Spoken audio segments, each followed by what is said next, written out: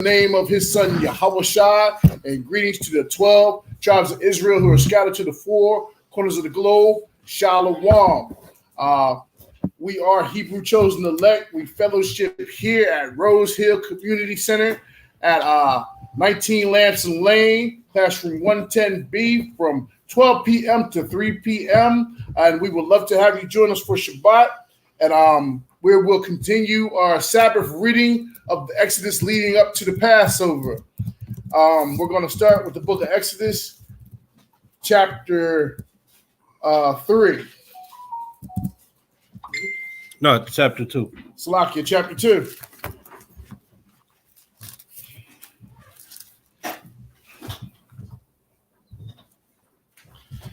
Let me get this share screen on.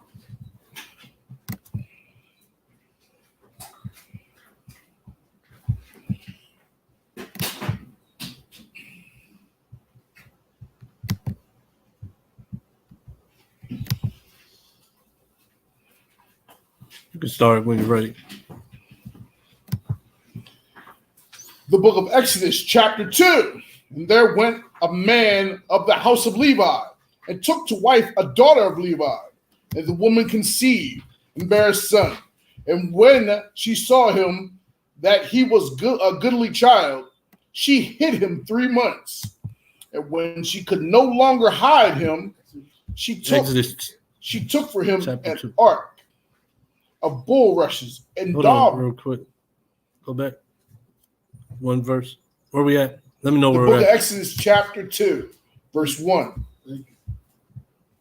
And there went a man of the house of Levi, and took to him a daughter of Levi. And the woman conceived and bare a son. And when she saw him, that he was a goodly child, she hid him 3 months. And when she could no longer hide him, she took for him an ark of bulrushes, and daubed it with slime and with pitch, and put the child therein, and she laid it in the flags by the river brink. And his sister stood afar off to wit what be done to him. And the daughter of Pharaoh came down to wash herself at the river, and her maidens walked along by the riverside. And when she saw the ark among the figs, she sent her maid to fetch it. And when she had opened it, she saw the child, and behold, the babe wept. And she had compassion on him, and said, "This is one of the Hebrews' children."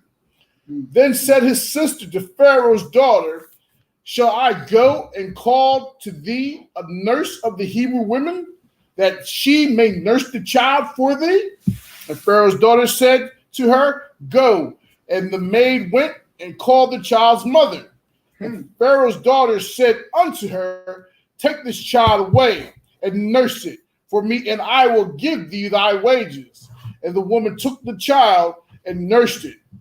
And the child grew, and she brought him unto Pharaoh's daughter, and he became her son. And she called his name Moses. And she said, "Because I drew him out of the water." And it came to pass in those days, when Moses was grown, that he went out to his brethren, and looked on their burdens. And he spied an Egyptian smiting an Hebrew, one of his brethren. And he looked this way and that way. And when he saw that there was no man, he slew the Egyptian and hid him in the sand. And hold that there. And that brings up how last week we was correlating Egypt then to Egypt today. So when Moses went out and he saw an Egyptian smiting a Hebrew, what does that kind of remind you of? What do you think about when you read that? Bring it up to today. Bring it up to the history we've had here in America. What do you think about when you think of an Egyptian smiting a Hebrew? Like fabrication. But what do you think about? I'm thinking on George Floyd incident, Michael X. Johnson, all of those. Right, and then go back further. Emmett Till. You think about Emmett Till. You think about lynchings. You think about the cracking of the whips. You think about the There's two Jews. Right. You think about the when a slave would escape, they how'd the police department start? The slave catchers, right? They, like remember in Kunta Kinte, when they caught Kunta, what'd they do? They chopped his leg off. Yeah. So when they would catch you, they would catch you, you didn't just get brought back. Yeah, he hobbled his feet. Yeah, you get something like that. Or you get back and you get some type of torturous treatment, right? For running away. Yeah. So the same things was going on back then. The officials of the Egyptians that was in charge of the country, they was beating on the Hebrews. Right. Remember some of the pictures we even seen last week, and I'm gonna post them up again. The pictures we saw last week, one of them had the ancient day Egyptian with the cracking the whip. Same way, bring it up to modern time, you got the slave master cracking the whip. Yes, sir. And I got some images I'm pull up online. So here, if you're on there, here's that one for the Egyptian of ancient times. See, you got the cracking of the whip. Mm-hmm. And it's on Facebook or YouTube if you want to see it. Matter of fact, I can turn it. It's me in the corner of the screen. Okay. See, so that's from ancient Egypt. This is on one of the paintings on the walls of one of the tombs. Okay. So I found it online. You know, it's a bunch online. You can find it in Pinterest, Google searches. You know, you can find these things. Yeah. And this just happened yesterday to some of the brothers Payson that were down at the border with the cops. Trying to come through this border. Horses whipping them. That happened again? Because I remember it happened. Oh, you talking about? Just recently. Okay, yeah. Like it was like last year. Yes. Yeah. I'm a search for that image too. Because I remember it was a couple images where they on that horseback. Yeah, I saw then it you too. got the Haitians, and the guys. The crap that still exists. Mm-hmm. Let me get these photos. Because I got a few. I gotta learn how to do the slides. I'm on documents scrolling, so give me a minute. But thinking about the civil rights movement and you know all those things, that was the time where we started having people stand up, like our own people. Even like in the slave times, we would have blacks that stood up, but they were usually fighting side by side, abolitionists or like the North joining up the Northern Army. Yeah. Other than like your Nat Turners, but you know even them. That spirit of standing up, the Most High was already putting that spirit in our people. And then it just, as time went on, it just became more and more. Same way this truth and waking up is growing as every year goes by. It's more and more. The Most High is sending that spirit out to wake our people up and to come up out of Babylon, to reject the system that we've been brought up under. So are you basically saying the curse is being lifted? Yeah, but right now, that is the curse is being lifted. Yeah, what you're seeing going on and you coming into the knowledge, everybody here coming in knowledge, that's the curse is being lifted. Yeah. Because remember the next 2 chapters over, you got the Deuteronomy 30. We all know the Deuteronomy 28, the curses, but we keep reading the Deuteronomy 30. That's where it shows that we would remember ourselves and come back as a people to the laws. Then he would turn. We can go there. Let's go there real quick while I look for these photos. 30:1. So write this down. Deuteronomy 31. This is where you find the curses being, we coming out of curses by coming back to the Most High, coming into the knowledge. And then when that happens, the curses are going on our oppressors, the nations that had us in captivity and going through these curses. Go ahead. Book of Deuteronomy chapter 30, verse 1. And it shall come to pass when all these things are come upon thee, the blessing and the curse, which I have set before thee, and thou shalt call them to mind among all the nations whither the Lord thy God hath driven thee, and shalt return unto Yahweh thy power, and shalt obey his voice according to all that I command thee this day, thou and thy children with all thine heart and with all thy soul, that then Yahweh thy power will turn thy captivity and have compassion upon thee, and will return and gather thee from all the nations whither Yahweh thy power have scattered thee. You say that after what? The awakening. Right. The coming back to the Most High. Right. Keep going till we get through the curses. If any of thine be driven out unto the utmost parts of heaven, from thence will Yahweh thy power gather thee, and from thence will he fetch thee. And Yahweh thy power will another bring thing. thee. Salakia, another thing. Who's going to fetch us? Who's going to bring us from the nations? The Most High. Who's he going to send to do it? Yahweh Shai. Not the what? United Nations. United Nations. Not the Britons. Right. Not the Belcour. Ain't gonna be no Balfour Declaration. Balfour Declaration. Yeah, ain't gonna be no Treaty of Jeddah, none of that crazy stuff. Not the person. Not. It's gonna be Yahweh Shai. Right. It's gonna be by coming back to the Most High. It's not gonna be the UN sees the some other Edomites going through it, and yeah, we're gonna start war and we're gonna give them land. That's not it. Who came back to the Most High in that whole ordeal? Out of them, that was under the hand of the Nazis. It was them going into camps, and it wasn't no coming back to the Most High. No. Most of them It was World War II. II. Yeah, don't even believe in Yahweh Shai. They don't believe in him. They don't keep the laws. They over there praying to a wall. They in the city. Yeah, They in the Holy notes in Land. the wall, Yeah, they putting notes in the wall, Well into the wall. welling into the wall. crying in the wall. But they're not keeping all the commandments. No, not kidding. And they forsake the name of the Most High and Jesus. Mhm. That Jesus is in, Mary was a whore and Jesus is in hell, boiling in hot excrement. Right. Also, what they say in terms of his name, Hashem. Yeah, the name. What do you know the scripture? My name is Dreadful amongst the dreadful amongst the heathen. They won't say the name. Right. They won't say the name Yahweh. No. It's Hashem. Hashem, the name. That's why we got all these different dialectal names for, you know, they love to call them Yahweh Yahweh and all that kind or of crap. Yahuwah. Yeah. And then our people fall behind You that. do. And then sometimes it's just it's that, They shoot. and then sometimes it's also just you know, we're all different. Everybody has their own vibe. So like, you know, we got the cats next door. Yeah. We got the cats down the hall. It's just over there. Some people read it, and that's just they feel like that's really how it's pronounced, like Yahuwah. That's it. They heard it from somewhere, but it does go back to what you say. It goes back to some heathens not knowing it, and then they trickling down. Yeah. Because It used to call it Yahoo.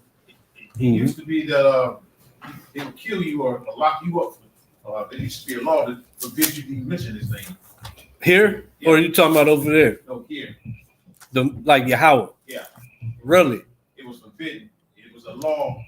Okay, I didn't even know that. Yeah, it was a law back then. You can't call him Most High's name. All You right, got put to death or you got locked up. that's like, do you know the time frame? Because I know, hey, that's what not being able to read was about. Yeah. Really? Yeah. That was about coming back to the knowledge. Yeah. Like they gonna read this Bible. When they start passing certain laws at the time they passed, that's one of the laws they passed. Yeah. And if you go in some like certain churches where the Caucasians are at, hmm you say that name, they tell you don't say that name again. Yeah, I bet. But because you want me to search it? I got it. You got it? Because that name is dreadful amongst them. Yeah. It, Conjure. keeping the laws of God is dreadful amongst them. It's funny because before I came here, I was at the bus stop, and it just so happened that the is it the Mormons or I think it was the Mormons. It was either them or Jehovah's Witness. One of them, the ones that wear them button up Yeah, it's T-shirts. Yeah, it's with the short sleeves. It's always It's short the sleeves. Mormons. That's Mormons. Mormons, yeah. So he's coming to the bus stop. Latter-day Saints. He could have. Well, Latter-day Saints. They do Sunday. It was one of them. I think Mormons is Latter-day Saints. Yeah, they both on the same. Yeah. Mormons and Latter-day Saints the Okay. same. Yeah. So, but it just so happened I'm waiting on the bus You to got come the here. white and the black. I got the apocrypha out and everything. I'm just sitting there reading the apocrypha. And he comes asking people, you want to go to church tomorrow or something like that. I'm ignoring him because I'm bus about to come. I really want to No, I ain't gonna have time to really bring him down. So I'm trying to ignore him. But then he asked me, "Hey, you want to come to church tomorrow on Sunday?" And I said, "Why you go to church on Sunday?" He was like, he started to say something because Jesus Christ something. I was like, "Well, who told Jesus Christ to do this?" I forget exactly what he said, but that's what I asked him. I went along with the subject. Who told Jesus Christ this? The Father. I said, well, then the Father said, keep commandments, right? And he said, keep the Sabbath day holy. Oh, because he had said, he had called tomorrow the Sabbath. Matter of fact, that's what it is. He had called tomorrow the Sabbath, right? He said, Jesus Christ told us to keep the Sabbath. I said, well, who told him that? He said, God, something. I was like, the Father, right? Yeah, so Christ spoke what the Father said, and the Father said, remember the Sabbath day. He said, 6 days shalt thy work be done, but on the seventh, that day shall be holy. I asked him, what's today? He was like, I gotta go. Took off. He jetted. Plus, he was young. I know he didn't even have an answer. He's just doing what his elders told him to say. Yeah, he out there with his boy. His boy was Jake, but his boy was over there, so I couldn't even speak to him. Like, he was really like 50 feet down that way at the corner. But I was going to get to that too. I was going to get to the fact that, matter of fact, he should be going around talking to the people, because that's an Israelite right there. Yeah, the word was given to him, but he was already gone before we could get that far. But it was funny. You got that? Yeah. This is the book of Malachi, chapter 1, verse 14. Cursed be the deceiver which had in his flock a male and vowed and sacrificed unto the Lord a corrupt thing.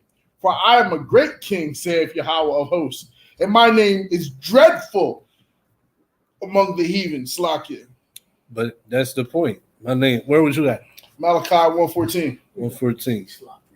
So that means like excuse me or my bad or okay. Yeah. But yeah, Malachi what? 1:14. Write that down. So that's why they ain't saying the name. That name is dreadful. That's why they make the laws that you can't say the name, because that name is dreadful. And they're not in a repentant state. And they're not in a repentant state. It hasn't been revealed to them. Because who the Most High reveals his word to who? The saints. His people. Exactly. And then not only that, he also reveals his secrets to the meek. Says that in Sirach chapter 3. Well, meek puts you in the right perspective. Like to receive. Right. So the people doing this, are they meek? Are they meek? I can't see what they're doing. They're putting, this is the desegregation. Remember the girl breaking the school barrier or whatever. They're behind them putting up fingers. They're mocking. Yeah, they're mocking. Right. They're smiting her spiritually. I got some physical ones though. That's just one I thought they were spitting on her. They were spitting on her, yeah. There we go. She wanted to be like her. This is, and remember the reason I'm showing these pictures is bring to the day Egyptians smiting Hebrews. That's why I found these pictures. I got more. Yeah, smiting today's. Referring to your enemies. Yeah. Oppressive. But the same way Moses said he went out and he seen the Egyptian smiting the Hebrew, and when he saw it, what happened? His love for his brother, his compassion for his brother led him to defend his brother, what we don't have today. Right, but Moses had it. Get Sirach 4:9. He wasn't gonna stand by idly and watch his neighbor's blood be stood. He wasn't gonna stand by idly his neighbor's blood, meaning he wasn't gonna watch that Egyptian doing harm to his brother and not do something about it, even if it meant that he would be in trouble himself, that he would be searched for, he would be a wanted man, maybe go to prison. He's gonna defend his brother. the book of Sirach, chapter 4, verse 1.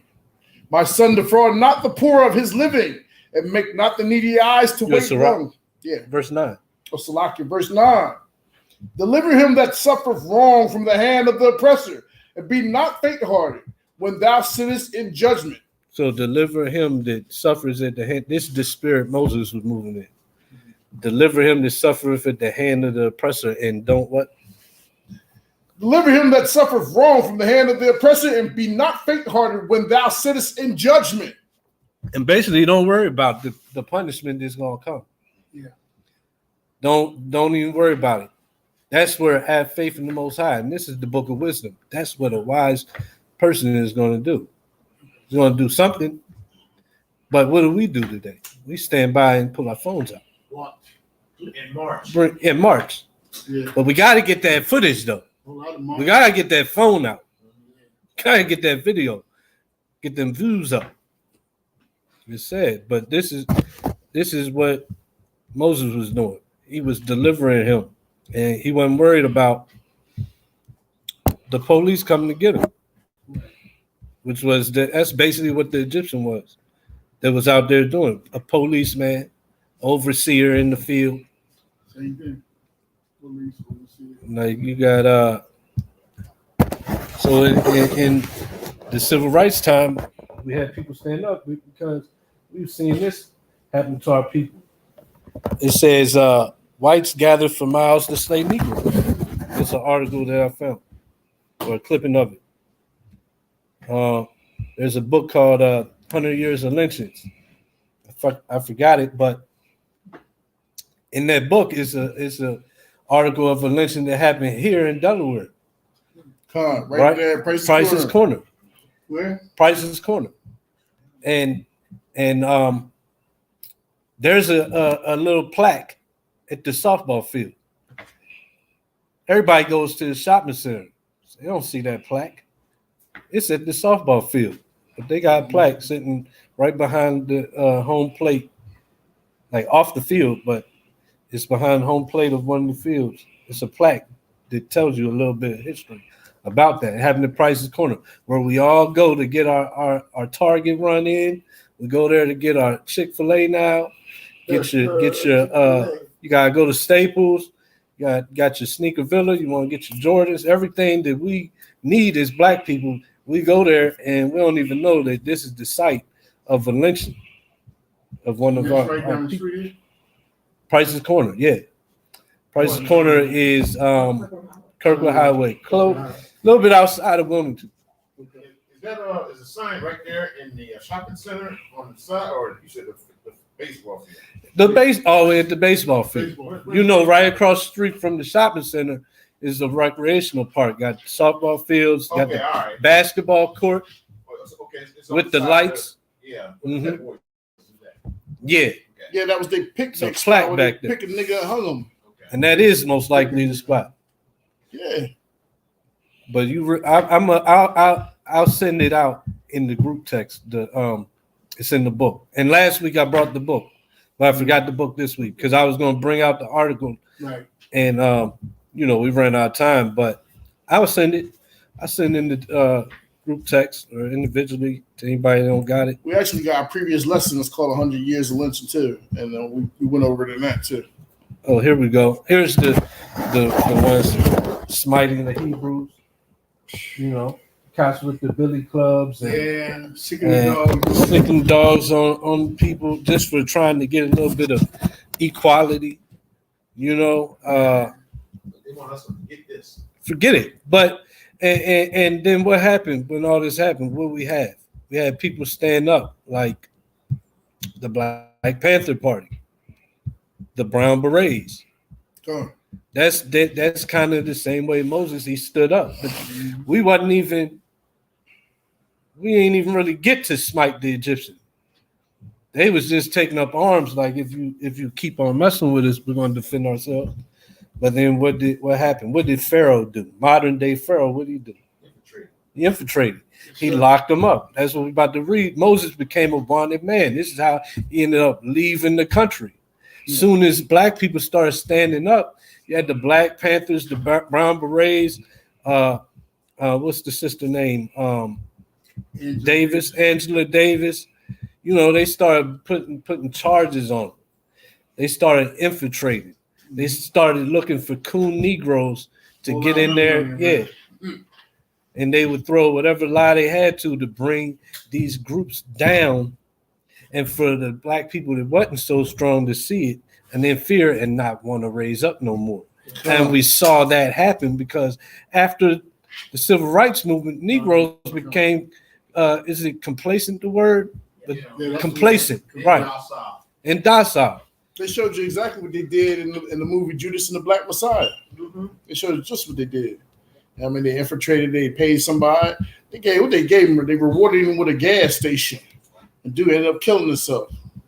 He couldn't believe what he did after he sat back and he let it sink in his thought process. He couldn't believe what he did. The Black Panthers is the reason why it's free school lunch all around the country right now. That was the Black Panthers. That was an idea instituted by them. Yeah, every school picked it up. That was something the Black Panthers did. Yeah, I understand that when it was happening. Yeah, it's still happening right now for kids of low income. Yeah. Okay.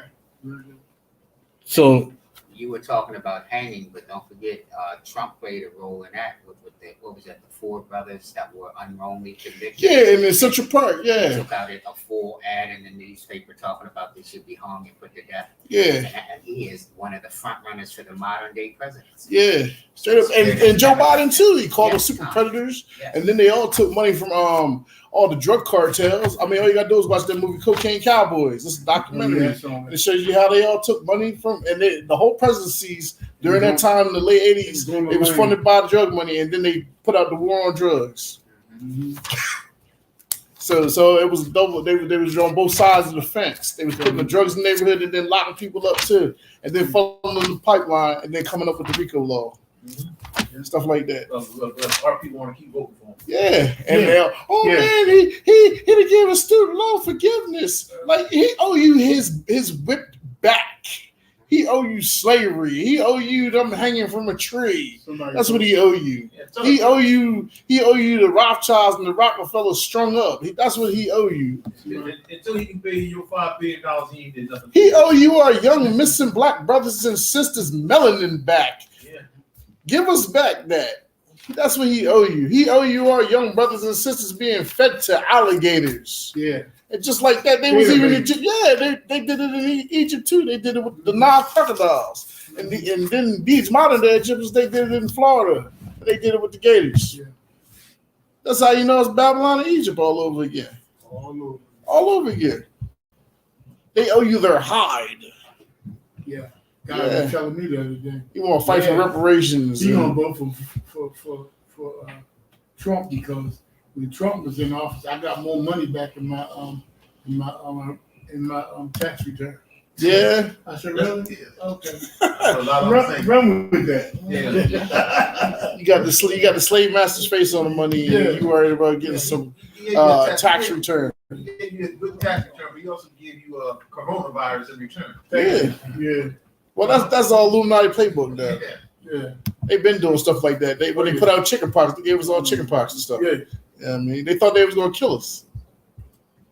I don't know why our people keep thinking that white people care about this. Because we be cooning. I don't understand that. We be cooning. Sometimes I just wish death on them, you know what? Yeah. It's sad. Like, Some of them you shouldn't be walking around being that stupid. You're going to be put to death if you join to them and their theologies and their ideologies and stuff like that. It says, woe to them who don't leave no room for their field to grow. Destruction coming. There was a movie years ago called Free the Hard Way. And the plot of the story was that the white folks was putting stuff in the main water site, in the main water supply that was going to only kill the women's babies. So they knew about this all the time. Absolutely. It's just that we were asleep when it was going on. Yep, everything that's coming to fruition right now, they plotted it. Yeah, I mean, even with the homosexuality and stuff, Henry Kissinger thought it would be weaponized to put homosexuality in the so-called black community. Why do you think they pushing Lil Nas X so hard? I watched a short the other day they said that now they're trying to clean the water system up because they've been putting PFAS in it. You heard of PFAS? What's that? It's something that's supposed to clean the water up, but in actuality, the PFAS actually gives different people cancer. Mm. So that's why we was talking about cleaning up the water, cleaning up our water. But I don't know if it's going to affect our. Some of us don't have city water. Where I live, they have well water. Yeah. But eventually it gets affected. There's no way Absolutely. around it. Yeah. So. Yeah, what was that? I can't remember. Was it in Georgia? Well, yeah, I think it's Georgia where they had a company, Georgia Pacific actually, and they had the Koch brothers, and they own these sites where they had all these chemical companies that people was living off of the groundwater. Mm-hmm. It was a specific place called Penn Road. They was just dumping the nuclear waste that had affected the groundwater. Everybody that lived on Penn Road, like within the past 2 years, that did not move, they died of cancer. Whew.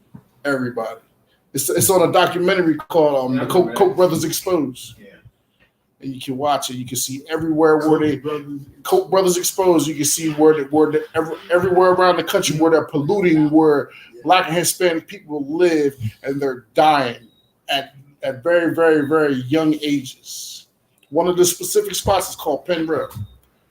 Yeah, I mean, it's just crazy what they're doing to us, and they allowed to do it to us because they're running both sides of the fence. They putting politicians on both sides, Democrat and Republican. Yeah, you know what I mean. Like the Democrats like to have you think that they only supporting the Republicans, but they supporting both sides. Yeah, because the game never changes. The game never changes. Yeah. No matter who's in office. Yep. They change the methods, but the game is the same. Yep, and they own battery factories and everything, so you work for them regardless. They big bucks. They own politicians. Yeah, I can't remember. It was a guy in Milwaukee. I can't remember what his name was. But they had these whistleblowers, and they called him to act like one of the Koch brothers. Yeah. And they had the phone call where he was saying, "Yeah, I'm taking the money and we're gonna do this yada yada bloody skip." And the pollutants was going out to the people. They was exposing him. You know what I mean? What was the guy's name? I can't remember. It saved my life. Because I used to work for a political organization. You know what I mean? And I was seeing all these videos and stuff, and it's amazing how much money these people take under the table. Yep. And then when they put money aside, and then when they get exposed, they take that money they put on the side and pay some reparations to them folks. But them people dying already. Yeah. Buying them all. Here, shut your mouth. Your family member that died. Hush money. Hush money, yeah. Yeah. Absolutely. That's what they did to Hank Aaron. Then when he took the V shot. Oh yeah. And then what? He died shortly later. Yeah. V shot? The ticket. He took the ticket. Yeah. Yeah. And Corona with the line. The family rose up to how healthy he was, and he took that shot, and then they shut up real quick. Yeah. And it had came out, what's the girl, Jaguar Ray. She said that DMX had took it too. Well, nothing, they try to say that he took a blast from smoking crack. And Jaguar Ray was like, no, his family said he took the jab. Yeah. He was great going on tour. He had a last album that was great come out. And he was great promoted. And he had took the jab. You know? He said Marvin Hagler took it. Yeah. Midwin Charles, she was a news reporter for CNN. She was championing. And then she took it and passed away. And then I forgot the NFL player at the time. I think he was a Haitian brother. He was saying how stupid people was for not taking it, and then he died. Mm-hmm. But we stupid. Yeah. See, we know the history. Yeah. We ain't gonna let them Tuskegee me. Yeah. You know what I mean? Yeah. It seems like they forget about those things. Yeah. Like history doesn't repeat itself. Oh yeah, they definitely repeat itself. Yeah. Same agenda. Yep. Even in the music industry, they bought off the performers back then. You take this money, we're gonna give you this Cadillac. They show you in Cadillac records. Yeah, I saw that. And then now they're doing it the same thing way, except they're doing it more on a satanic level. Yeah. Getting you to sell out right in front of your people. Making sell out the thing to do. Making sell out the thing to do.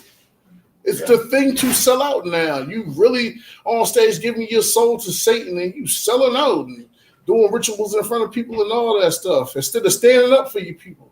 And in the very end, And Moses was on the he living on a higher level, and we under our oppressors who want to kill us. And what he do in this instance, he stood up for his brothers. Mm-hmm. And ain't none of us got that Moses spirit. But look what happens to the one that just does that. Pretty soon they fade out, end up being broke, and don't have nothing. But that's all right. They lost their life and gained their life. Yeah. You know what I mean? That's what you're supposed to do. You're supposed to lose your life and gain your life. You know what I mean? Because Moses, he was up there, like he was pretty much a general in Pharaoh's army. You know, he was Pharaoh's daughter. You know what I mean? He was living riches, and he was like, man, I'm popping this nigga, man. I'm out. I'm gonna burn this nigga in the sand. Yo, he being disrespectful to my peoples. You know what I mean? In fact, he was next to be the next Pharaoh. Yeah. Yeah, and then you got people nowadays like a Lil Wayne. First he against racism, but then when they interview him and ask him about the racism, he say he don't know what racism is. Mhm. He gonna hold up the red flag, said all I know is this. Yeah. Oh, you know about this red flag? Okay. Yeah, I don't know about that. What you talking about? Yeah, they went in there in the room and had a good talk with him. Didn't he? I know about colors, but not the colors you talking. He said, what is racism? And then like on the album, and I love the song too. When he had made that song where he's talking about he was on the balcony like Martin Luther King in the same motel, in the same suite, talking about assassinating me. And then now you don't know what racism is? Come on, man. Yeah. That's what happened. That's what's happened. That's that strong delusion. Forget when we don't have those words in our vocabulary. Because it's cool to sell out, man. It's cool to sell out. He sell out, but they put a freeze on that bank account. Yeah. Hey, you gotta be in the mind state. You gotta be in the mind state to not care about the judgment. Like it said in Sirach. A lot of guys don't want to go back to a 9 to 5. All they're driven by is the dollar. Yeah. Yep. The love of money. The love of money. It ain't money that's the root of all evil. It's the love of it. Yeah. It's that covetousness. Yeah. And that's the 10th commandment. And that's what it all boils down to, is not keeping God's ways, not keeping the commandments. It says not to covet anything that is your neighbor's. That's all that we driven off of, is coveting what he got, what she got, what they got. That's it. They're all driven to do something strange for some change. Mm-hmm. Yes, sir. Our people don't matter. I'm trying to get up. I'm trying to save myself. Christ said that he did love of his life ain't for me.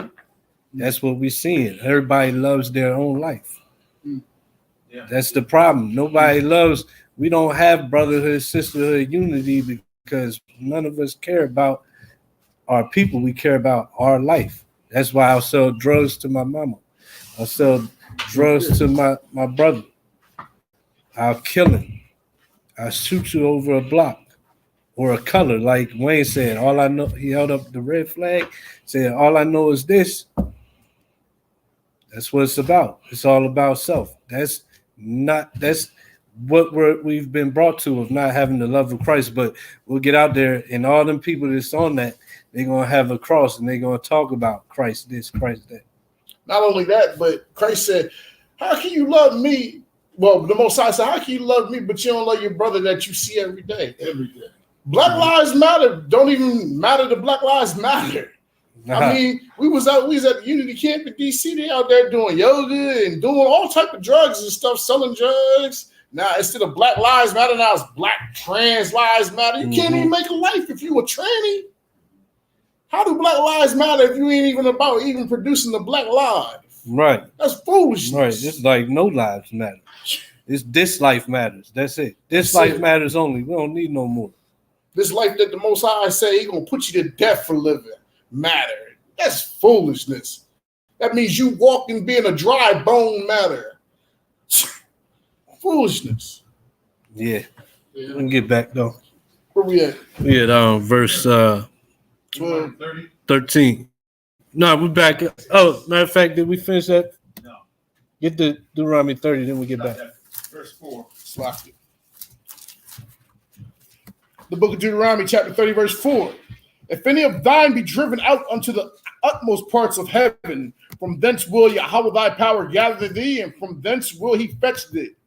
And Yahweh thy power will bring thee into the land which thy fathers possesses, and thou shalt possess it, and he will do thee good and multiply thee above thy fathers.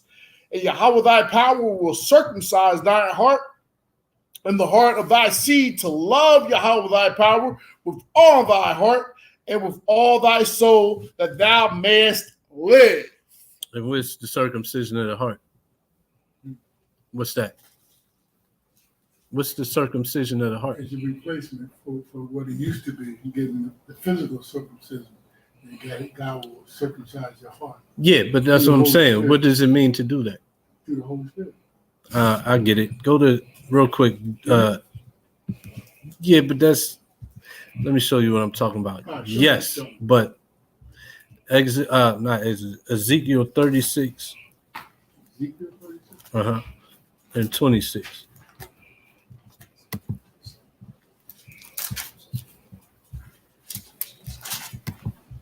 The book of Ezekiel, chapter 36, verse 26. Really, what's that start off with? Well, let's start where? 23? I think 23 says, what's it? I'm getting there. What's it say though?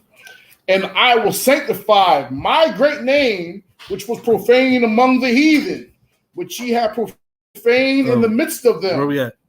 The book of Ezekiel, chapter 36, verse 23. And I will sanctify my great name, which was profaned among the heathen. That's again the Most High's name being terrible amongst the heathen, which was profaned among the heathen, which ye have profaned in the midst of them.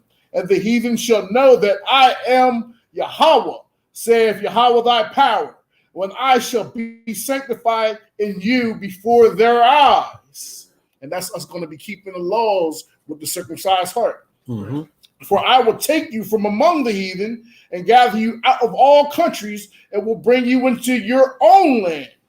Then will I sprinkle clean water upon you, and ye shall be clean from all your filthiness, and from all your idols will I cleanse you. So it's the same thing, really. The circumcising of the heart, the cleansing, it's all the same thing. Go ahead. A new heart also will I give you. Circumcise your heart, cut off the old heart, and give you a new heart. Go ahead. And a new spirit will I put within you. That's why I said the spirit thing, yeah, but that's part of this. Getting that spirit is a part of that circumcision. Go ahead. And I will take away the stony heart out of your flesh, and I will give you an heart of flesh. And I will put my spirit within you, and cause you to walk in my statutes. Do what? And cause you to walk in my statutes. See, this is the circumcision. Now you're not walking in the ways of the world. You're not walking in the flesh, the lust of the flesh. Right. Now you're walking in the Most High statutes, his laws, statutes, commandments, and his ways, his righteousness, all those things, his spirit. That's what it is. Keep going, finish. And ye shall keep my judgments and do them. So when you get the spirit, you're going to keep his statutes, laws, commandments, judgments, and do what? And do them. Do them. So now we go back. So that means he's telling you there, I'm a force on you. Right. You're going. You have no choice. Though it is something that we kind of got to earn that though. Yeah. Because what we don't realize it is that that's the gift. Mm-hmm. We think that liberty is being able to do what you want. Liberty is not being slaves to doing the flesh, whatever your flesh wants. Liberty is being able to deny your flesh and do what the spirit wants, which the spirit, following the spirit is going to lead you to do things that are profitable and beneficial for your flesh. You're not here to do your free will. You're here to do the Most High's will. Yeah. And those things is going to give you the liberties to live the best life that you can. Yeah. And the best life for the Most High. You're going to prosper in them. You ain't going to prosper going outside the Most High's law. We done tried it so many times. You see the failures. We ain't going to make it if we don't go back to these laws. Yeah, we're not going to make it. Yeah, like just what you eat. Like simple things like what you eat. You eat pork. You like, I'm not dying tomorrow. I'm not dying today. And it tastes good. You're like, man, ain't nothing wrong with it. They said all I gotta do is cook it at a certain temp or whatever. No, but you end up dying off of something that takes time, like a heart problem. Heart attack, Yeah. high blood pressure, diabetes, heart disease. And you like your doctor, by the time you get in there, your doctor's like, well, you just gotta eat better. But you never thought about the fact of eat better. Maybe the best way would be the diet that God said to eat. Now you're in the hands of the doctor now. Now you fell into the hands of the physician. And he's giving you some good ideas, but the Most High already has way better even and some, but the doctor ain't giving you that. So now, you cutting off down on sugar. Now you ain't drinking so many sodas. What else doctor tell you to do? Yeah, right, getting your pills. So now you're doing things after you done got past the point of you could have did the preventative measures. You could have been following the Most High and preventing it from even happening. You could have been using prudence, but now you're in the hand of the physician. And that's the very first lesson that Adam learned the hard way, that we were the Most High created us to be interdependent, not independent. Right. What's that mean though? Interdependent means that instead of Adam going to his independent free will to make a decision to become a knowledge of truth, he's supposed to have went to the Most High. His independence was to go to the Most High and receive that information. That's what I thought you were saying, but I'd never heard that word before. But yeah, definitely. Like the kids are to you. Right. Hey, all you gotta do is listen. I'm not telling you for my benefit, I'm telling you for your benefit. And as soon as you go off of that, oh, look what happened. And that starts from, yay high. Don't touch that. Now you burnt. Now you crying. You touched it. But then you get to a certain age and you forget all that. You think that, I'm grown now. I can figure things out. I know what's good for me and what ain't. And then you like, okay, I'm gonna stop listening to my father. Then you like, I'm gonna stop listening to that father.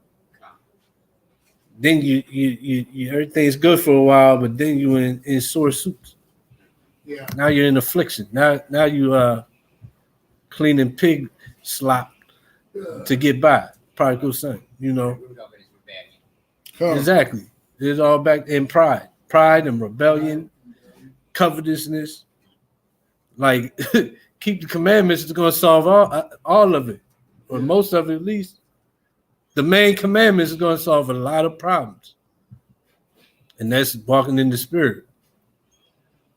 But then we got people, elders or whatever, Bible teachers that tell you that, your heart's been circumcised. You're in the spirit now. The spirit's going to tell you what to do. You know what I'm talking about. Yeah, it's just going to tell you what to do. You don't need to read that. Then the spirit's going to keep you from breaking that, but you don't even know what that is. But you saying that while you breaking that. You're saying it's going to. The Most High knows my heart. Yeah, you can eat that pork. It's what comes out. Retardedness. Always misquoting Matthew 15. Right. Yeah. Right. It's just going to go out in the draft. Yeah. But yeah, back Deuteronomy. We in Exodus. Back to Deuteronomy. I remember because we kind of went off, but we was showing them the curses going on the heathens after coming back to the Lord. The book of Deuteronomy, chapter 30, verse 7. And Yahweh thy power will put all these curses upon thy enemies and on them that hate thee, which persecuted thee. See that? And that comes after the circumcision of the heart. Right. Coming back to the Most High. Also, you preach that with Luke on 160. Bring it out. So that verifies what you said earlier, that we have to come back to God in order for things to fall back. Exactly. Like the same way we got put in this situation, it's that same source is going to take us out. Yeah. So we got punished as a people because as a people we left the Most High. As a people we got to come back. Yeah. That's why it's not an individual thing. Yeah. So by coming back, we get certain benefits and blessings, but we still see that as a whole, we still on the bottom. A lot of people used to say, well, I pray all the time. Say, well, and I'm not getting blessed, but the guy next to me, he's getting blessed all the time. I said, well, where are you spiritually with that? Are you still keeping your 10 commandments? He said, well, you know, this is the New Testament. We're the New Testament church. We don't do the Ten Commandments no more. I said, oh, okay. And you wonder why you have a problem. Because you're not where you're supposed to be. Right. And then they teach another problem with the teachings of Christianity is it's kind of surface level. Yeah. So like, just take the commandment. Oh, Christ said, love my brother as I love myself. But because I don't know the whole Bible, I don't know, like, giving him a bacon sandwich or a pork chop is really hating him. Cool. I think because he's hungry. There's a posture we have to learn. And if you stay in your posture, your place, then you won't have a problem. If you love me, you ain't gonna offer me no pork chops, Sam. Right. Come on, man. But I gotta know that that's Even off. if I'm starving, I ain't eating that. Right. But I know better. but But when you don't but a know lot better, our people don't exactly. you can be led. You're led around by your hunger. And that's why I like Whatever it takes to get you out of pocket. Well, Christianity teaches that you can eat some swine, and Islam teaches that you can eat as long as you eat to your desire. no. You know, if you not they say you can eat it as long as you have nothing else. Yeah. Like if you really need it. Cool. Yeah. Is that what it said? Yeah, like Quran? Yeah. it's Wow. I got a whole like packet I'm putting together. I get it to you. It's Okay. going because I'm gonna have all the this is in the Quran. I'm gonna have all the it's a lot of information on it, but I'm gonna put on it even all the verses in the Quran that kind of I got a Quran at home. yeah, the Quran cuts itself over Yes, and it over does. again. So So, it cuts itself like it proves cuts itself. it disproves itself as being a book that you should follow all the time. For one, it says that you have to follow the Bible. Right. The Bible says no other books. So now I've canceled myself out because I said to follow the guy that's saying not to follow me. That that one alone is like cuts it, but there's a whole lot more. Yeah, it's a lot. It's a lot more. Like it says, but then cancel that. yeah, and it says don't eat pork, but then it says unless you're really hungry enough. So if we pray over it, it's okay. It don't even say that, but I don't remember if it It says says that. eat to your lust. But it That's said what yeah, You see your what? your lust, like you to something you full. desire. Yeah. Oh, eat to your full. To your- then yeah. move, keep moving. Mm-hmm. Yeah, it's madness. It's not either or. You gotta live on one side of the fence or the other. Okay. Yeah. It also tells you to follow the Torah, but then most Muslims eat sailfish and shrimp. Yeah. It also says that the prophets come from Abraham, Isaac, and Jacob. So that dismisses Muhammad from even being a prophet. They try to pick and choose. Mhm. Yeah. Yeah. Mm-hmm. It says the prophets of Jacob. Yeah. Yeah. Mhm. We better get back though. To the reading. Again? Huh? I was doing a precept off where he read. Oh, okay. Verse 7. And Yahweh thy power will put all these curses upon thy enemies and on them that hate thee, which persecuted thee. Mhm. Okay, Luke 1:68-71 says, "Blessed be the Lord Yahweh of Israel, for he has redeemed his people, have visited and redeemed his people. He has raised up a horn of salvation for us in the house of his servant David. Yeah. As he spoke by the mouth of his holy prophets, which have been since the world began, that we shall be saved from our enemies and from the hand of all that hate us." Come. Saying the same thing in the Right. Yep. Yeah, even the prophecy in the New Testament saying that. That's why I like when you see those, I want to show them in the news so they can't have Mhm. excuse trying to say, "Oh, we don't go by the Old Testament." Right. Right. That Right. trips me out. That's why I like Yeah, we're a New Testament. that's why I like Yeah. Luke 21 where it says the Jerusalem be trodden of the Gentiles and basically we be scattered. Yeah. How you getting scattered, slave ships? When is the Jews gonna be back in the land when people ain't suffering the curses? Yeah. When our trials over. Yeah. You can go to the new and show everything. It's a no because the new is just It's confirmation for the old. Everything that they bringing out, they getting from the old. That's It's right. nothing new. Only difference Yeah, between put the a two twist on it, bro. is the old is telling you direct what it is. The new doesn't tell you direct what it is until you go see the old. Right. Exactly. The new is based off of the old, Right. basically. So it's best to read both. Yeah, Absolutely. You'll never understand the new. Yeah.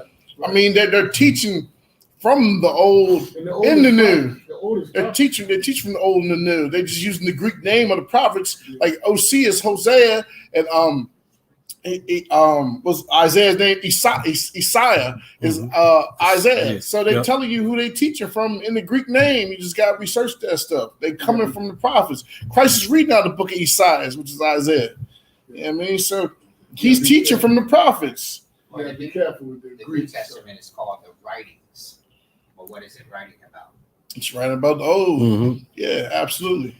Like all that wisdom is coming from, yeah. Yeah. Like that's Paul speaks from the old. Right. And it's a time release message where it was hidden in the old as the Most High orchestrate his divine sovereignty to minister to the prophets. And now he's opening those seals systematically using the prophets of the New Testament. It's a vision for an appointed time. Come. Yeah.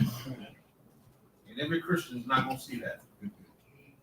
So that's the whole problem. They're not going to see that. Not just Christians, Muslims too. Yeah. They don't see it. Like it's telling you like to go back to this, and you're not going back to this, so you don't know. So you won't be stuck in Islam. Yeah, well, you refer And they to both our people. they both your slave masters' religion. Yeah. Both of them, the wood and the stone. And a lot of Muslims don't understand that the Quran was written from the Roman Catholic Church. Yeah. That's right. It's a recital. Yeah. What are they reciting? Bible. Okay. But you can't tell them that they swore that Muhammad wrote it. You know? But he was illiterate. How you write something you're illiterate? Yeah. You try to It tell them, said that the prophets they picked up the book and they read. yeah. Yep. Yeah, let's get back. We We're got gonna pick it up at get back Exodus. in the reading. Yeah. We going back to Exodus now? Yes. Lord. The book of Exodus, chapter 2, verse 13. Right. And when he went out the second day, behold, two men of the Hebrews strove together. And he said to him that did the wrong, wherefore smitest thou thy fellow? And he said, who made thee a prince and a judge over us? Intendest thou to kill me as thou killedest the Egyptian? And Moses feared and said, surely this thing is known. Now when Pharaoh heard this thing, he sought to slay Moses. But Moses fled from the face of Pharaoh and dwelt in the land of Midian, and he sat down by a well. Now the priest of Midian had 7 daughters, and they came and drew water and filled the troughs to water their father's flock. And the shepherds came and drove them away. But Moses stood up and helped them and watered the flock. And when they came to Ruel, their father, he said, how is it that ye are come so soon today? And they said, an Egyptian delivered us out of the hand of the shepherds, and also drew water enough for us and watered the flock. And he said unto his daughters, and where is he? Why is it that ye have left the man? Call him that he may eat bread. And Moses was content to dwell with the man, and he gave Moses Zipporah his wife. And she bare him a son, and he called his name Gershom. For he said, it came to pass in process of time that the king of Egypt died, and the children of Israel sighed by reason of the bondage, and they cried, and their cry came up unto God by reason of the bondage. And Yahweh heard their groaning, and Yahweh remembered his covenant with Abraham, with Isaac, and with Jacob. And Yahweh looked upon the children of Israel, and Yahweh had respect unto them. See that how I have respect. So when a Christian or somebody says God's no respect to persons, that ain't talking about with having a favorite people. He's not respected persons in judgment. But this is the scripture you go to. So, he has respect unto a people, though. He has respect unto his people, Israel. Those that follow his law. Right. And keep his laws and follow his statutes. Right. And that's the end of that chapter. Before we go to the next one, though, so it said that he remembered Israel because of the cry that came up because of the bondage. And I meant to go earlier, but I want to go to Josephus real quick to get a little bit of what Josephus said about Moses and Josephus? about the Egyptians, how they came to this point of putting the Israelites into oppression and slavery. No, we're in the antiquities. You got the antiquities? No, you gotta go on your page. I got it right here. Okay. So it's antiquities of the Jews, and I got it up on the screen. If like on the live, if your phone ain't, if you couldn't pull it up on your phone, it's on the screen on the live. You want me to read it? Oh, you got it there? Yeah. Go ahead. So this is read the chapter 9 concerning the yeah. afflictions that befell the Hebrews in Egypt during 400 years. Verse so 1. We're backtracking a little bit. Okay. Josephus now? Yeah. I meant to go here in between Okay. Moses getting pulled out of the river. But Good to you. yeah. Well, I was still trying to get the act right on the documents. Go ahead. Now it happened that the Egyptians grew delicate and lazy as to painstaking and gave themselves up to other pleasures. And in particular, and what's painstaking? That's basically doing for yourself. That's right. Yeah, when you're working your garden, like Yak and I, he's got the garden he's always bringing the fruit in. Mm-hmm. The Egyptians got lazy. I'm not trying to deal with that, with doing what I have to do to get what I need. That's what painstaking is.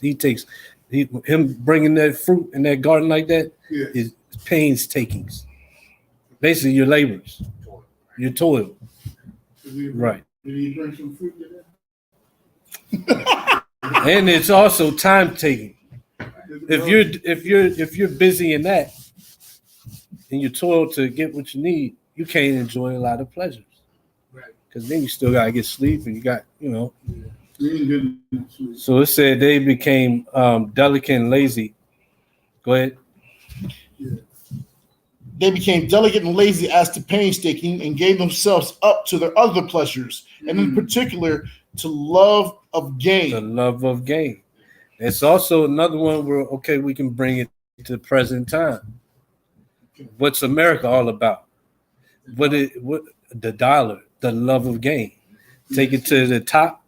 That's why they want to take over every country, every land. They got to have their hand in it. It's about power. Right. Got to have an embassy everywhere. Right.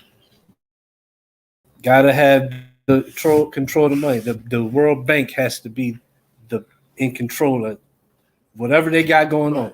Right. So, remember Gaddafi? I think he wanted to go back to the gold standard. Yeah, They ain't like that. No. For one, they already got control. They already took control of that. Yeah.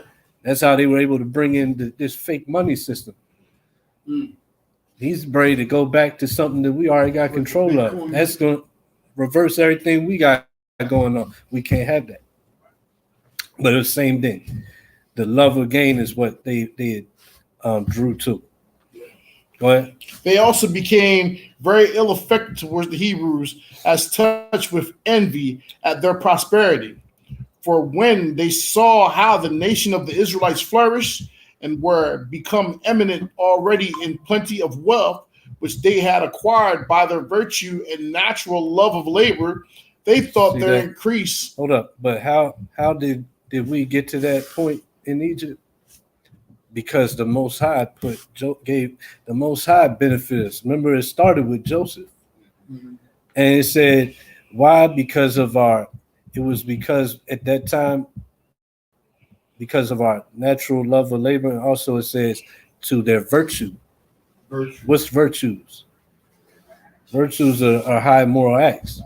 Virtue, the ways of the most high are virtues, not pleasures. So Egyptians loved pleasures and they was envious because the most high was providing for us. Go to Proverbs 12 and 11 real quick. 12, 11 to 14. 12. Proverbs 12. Mm-hmm. What verses? 12, 11 to 14. 12, chapter 12, verse 11. The book of Proverbs, chapter 12, verse 11.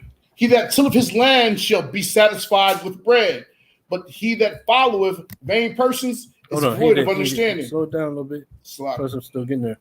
But it said, because what we just read, the Hebrews, they had virtue and they was laborers. They have love of labor. Love of labor. So when we're in that spirit, we was prosperous. So that's what we're reading here. So read that again. I said The book 12. of Proverbs, chapter 12, verse 11. He that tilleth his land shall be satisfied with bread, but he that followeth vain persons is void of understanding. Vain persons or vanity, period. Pleasures, right? Go ahead. The wicked desireth the net of evil men, but the root of the righteous yieldeth fruit. The wicked is snared by the transgression of his lips. The root of the righteous yieldeth fruit. Go ahead. The wicked is snared by the transgression of his lips, but the just shall come out of trouble. Read. A man shall be satisfied with good by the fruit of his mouth, and the recompense of man's hands shall be rendered unto him. So we was prospering because the Most High was rendering us the fruit of our hands, of walking in virtue. We were being rewarded for that. Go to 24. Same chapter. Drop to 24. Verse 24. The hand of the diligent shall bear rule, but the slothful shall be under tribute. See that? And who was under tribute at the beginning of being in Egypt? Everybody. Remember, the only person above Joseph was the Pharaoh. Right. He was number 2. Right. So we was basically in control of everything. Yeah. Read the next one. Read down to 27. Heaviness is in the heart of man that maketh it stoop, but a good word maketh it glad. The righteous is more excellent than his neighbor, but the way of the wicked seduceth them. The slothful man roasteth not that Hold which... on. The way of the wicked seduceth them. Mm-hmm. So you're envious. Then what's the next step? The next step is they're being blessed because the Most High is they're in favor of the Most High. So how are we going to stop their flow? We got to seduce them to come to our ways. We got to seduce them to love and pleasure. We got to seduce them to needing us, to needing to go to work, to needing money. Go ahead. Agreed. The righteous is more excellent than his neighbor, but the way of the wicked seduceth them. The slothful man roasteth not that which he took in hunting, but the substance of a diligent man is precious. In the way of righteousness is life. Go to Proverbs 10, 4-6. But that part with the wicked seduces them, that's what you see with all the different things that that we can get into. Mm-hmm. All the different avenues you can go to get out of your condition, the sports or entertainment or music, the jobs, the high what's it called? Everything costs now. What's that called? The inflation? Yeah. Like no matter how far you get at your job or you know, you've been making money and gaining money, but we're keeping up with you. Inflation. We don't want the Negro to get too high, too straight. Nope. There's something like that yesterday in the news saying that how much the gas prices are going to jump up 9 points. Sheesh. So that's just another way to seduce you. Yeah. You got to find means. Everything's going up. You got to keep up. Yeah. And then in the meantime, on your free time, we got to give you the pleasures. Mm. The wicked has to seduce you. Yeah. Read verse 4-6. He becometh poor that dealeth with the slack hand, but the hand of the diligent maketh rich. He that gathereth in summer is a wise son, but he that sleepeth in harvest is a son that causeth shame. Blessed are upon the head of the just, but violence covereth the mouth of the wicked. Go to 22. But violence covereth the mouth of the wicked. That's what it said. So what's the Egyptians do to the Hebrews? Strike the Hebrews. Mm-hmm. They're always at us and bringing us violence, right? And it starts with the envy. Envy, good place. That's where it starts. Yeah. And then it progresses. Right. Go ahead. Verse 22, the blessing of Yahweh, it maketh rich, and he addeth no sorrow with it. It is a sport to the fool to do mischief, but a man of understanding have wisdom. Mm-hmm. The fear of the wicked, it shall come upon him, but the desire of the righteous shall be granted. Shall be granted. I just wanted to go to them to show that that was the cause of the difference in conditions in this time. Right? We can go back to Josephus. The cause of that was we was good with the Most High. You know, the Egyptians never was. And they was given the pleasures. So what did they do? They envied us, and they had to come up with means and wise ways to bring us out of our being up high and get them in that spot. But, you know, the reason we was up there is because of our virtue and labor. So we left off at that labor. They had acquired by their virtue and natural love of labor, they thought their increase was to their own detriment, and having in length of time forgotten the benefits they had received from Joseph, particularly the crown being now come into an other family, they became very abusive to the Israelites and contrived many ways of afflicting them, for they enjoined them to cut a great number of channels for the river and to build walls. Mm-hmm. Keep going. As to the affliction of Abraham's posterity for 40 years. Where you at? That was commentary. There you go. Yeah. For their cities and ramparts, that they might restrain the river and hinder its waters from stagnating upon its running over its own banks. They set there also to build pyramids, and by all this wore they out and forced them to learn all sorts of mechanical arts and to accustom themselves to hard labor. So see that's then, same as now. And then you also see who built the pyramids. All those great things that you know, draws tourists and all that. That was us. But why? Because they was jealous. Yeah. They was envious. So they had to come up with ways to seduce us to stop being virtuous, stop being given to the labors that we was given to. That was like for beneficial. You know, we labored to bring substance. Yeah, they had to turn into building pyramids. Mm-hmm. They taught us mechanical arts. That's like all the different things, like inventing things, like your Did you have mechanical arts in school? I don't know. No, I have regular classes. I don't remember it. I'm saying I don't know because I don't remember the classes I had. They were regular, but Like what's some mechanical arts you can think of then? I'm thinking of like, welding. not all right, yeah. I'm thinking of stuff like that, like welding. The offshoot of that was learning mechanical arts. Or wouldn't like woodworking be that too? In theory. Wouldn't woodworking be that? Yeah, that would be all your craftsmanship. Yeah. Craftsmanship. So all the things that we work at today, Yeah. they basically keep everything afloat, Mhm. like carpentry. Then they work on houses, plumbing, Yeah. electricians. Right. Get up on the telephone poles and do all that. Yeah. The trash company. Watch Right. it now. Where we work at. In 30 years. Yeah. So it's the same then though. Yeah. That was an answer to them putting us from on top to putting them on top. Yeah.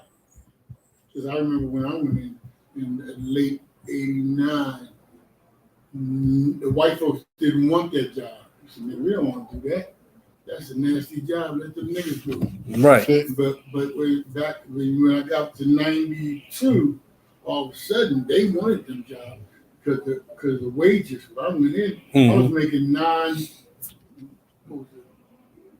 $9,500 a year. $19,500. $19,500 a year. Now that same job, you can make straight time. You can make over 40,000. No, everybody. If you do a lot of overtime, like I used to do, you can make over 60,000. Right. So they want them jobs. Yeah, everybody wanted now. Now brother can't get it. Now you gotta have more than a high school diploma, man. Because at one time, when I first went in, the guys was coming in only have an 8th grade education. Yeah. Because they figured it didn't take a lot of smart to pull a handle on the truck and run the trash up, or throw some trash in the hopper. Well, look what the time that And I could have been doing that up for 30 years. Like some guys, but I kept taking test after test after test. Just move it up, move it up. But most people though, they not. My family kept growing. I had 10 kids. Right. Yeah. So Oh, you keeping the first command. that's because I Keeping that first I command. never bought no TVs. Yeah. I'm trying to catch up. Take your time, Catch bro. up. It's expensive. It was commanded though. It's expensive. It was the commandment. y'all remember the janitorial jobs back then Yes, sir. that was only owned by black people? Yeah. The white Oh, that's a people. long time ago.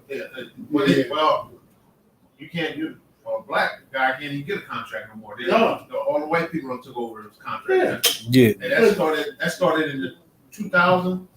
Is when all black people lost all the contracts. Now the white people took all home. We made the job more lucrative. Yeah. And then when they saw a better money, Yeah. then they sounded- flip. It sounds like they gentrified more than just the neighborhoods. Yes, sir. Yeah. Yes, sir. Yes, sir. What? Look, even read down. Go ahead, keep reading. All this Break is down. to Stay away. it's to afflict the Hebrews. So it's to afflict us. Yeah.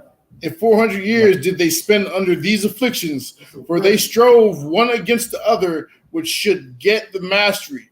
The Egyptians desiring to destroy the Israelites by these labors, and the Israelites desiring to hold out to the end under them. So we've been having this same battle for ever since the Egyptians' time. That's why this is modern day Egypt. Why everybody want to destroy it? Because we read it. Envy. Because Chosen one. yeah, Second Ezra chapter 6, 55. What's that say? You heard that? Which one? Go there. Second Ezra 6, 55. Second Edra? Yeah, in the Apocrypha. Yeah. Started at 54. Sorry, 54. But they was envying us then because everybody knew the deal. 54. Yeah. You'll see why. Everybody knew that those people they got something that we can't. They have a power protecting them that we can't see. They got the creator of everything. Yeah. Like we gotta do something though. And it's always been the go-to way to do that is deception to deceive them, to get them from their power. Yeah. To rob them from their Right. But why? Go ahead and read that. And after these, the book of 2 Ezra chapter 6, verse 54, and to whom of him come we all, and the people also whom thou hast chosen. All this have I spoken before thee, O Yahweh, because thou hast made it the world for our sakes. See that? He made the whole world for our sakes. That's right. People don't like that, They don't like that. especially when they on top. Yeah. Why Like, they so special? yeah, them Negroes, You didn't do nothing for us. them athletes, them Yeah. rappers, But that's a them that's a distraction. baby makers, Why would the planet give it to them? them loving hip Got me on that one. them loving hip hop stars. The niggers. Yeah. Yeah, like, nah. How do we prevent this? Yeah. Well, Yeah. somebody's always there to let them know, like, you know, So don't go to war with them. How you feel about this? Deceive 'em. This thing that's going on in Arizona What thing? about the abortion. I ain't up to date on it. What's going on with it? They passed that law on you. That what they can do them? Yeah. They can't do it. That they can't do it? Yep. They have no more control over their bodies. Okay, I'd say all praises. Okay. Yeah, you don't want a baby, don't lay down and make one. Yeah. Well, all the stats say is that anytime that abortion is made legal, blacks kill more babies than whites. But when it's made Right. illegal, white kill more babies than blacks. And that's why your federal government fork over hundreds of millions of dollars annually to keep Yeah, that from having. murder rate over. Yeah. Mm-hmm. Yeah, man. Finish that out, man. Oh, finish second verse? Yeah. Okay, Verse finish it up. 56. As for the other people which also come of Adam, thou hast said that they are nothing, but be like unto spittle, and has likened the abundance of them unto a drop that falleth from a vessel. You see that? Mm. So the other nations are nothing. Now keep reading.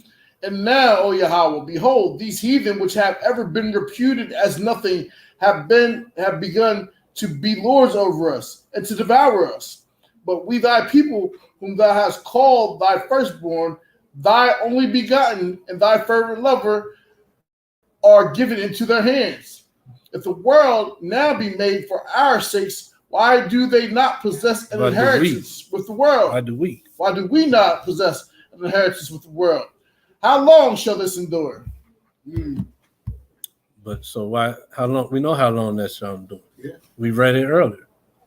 Until we come back, and he turned everything that we're going through. He turned it on to those that put us through. Go back to the Josephus.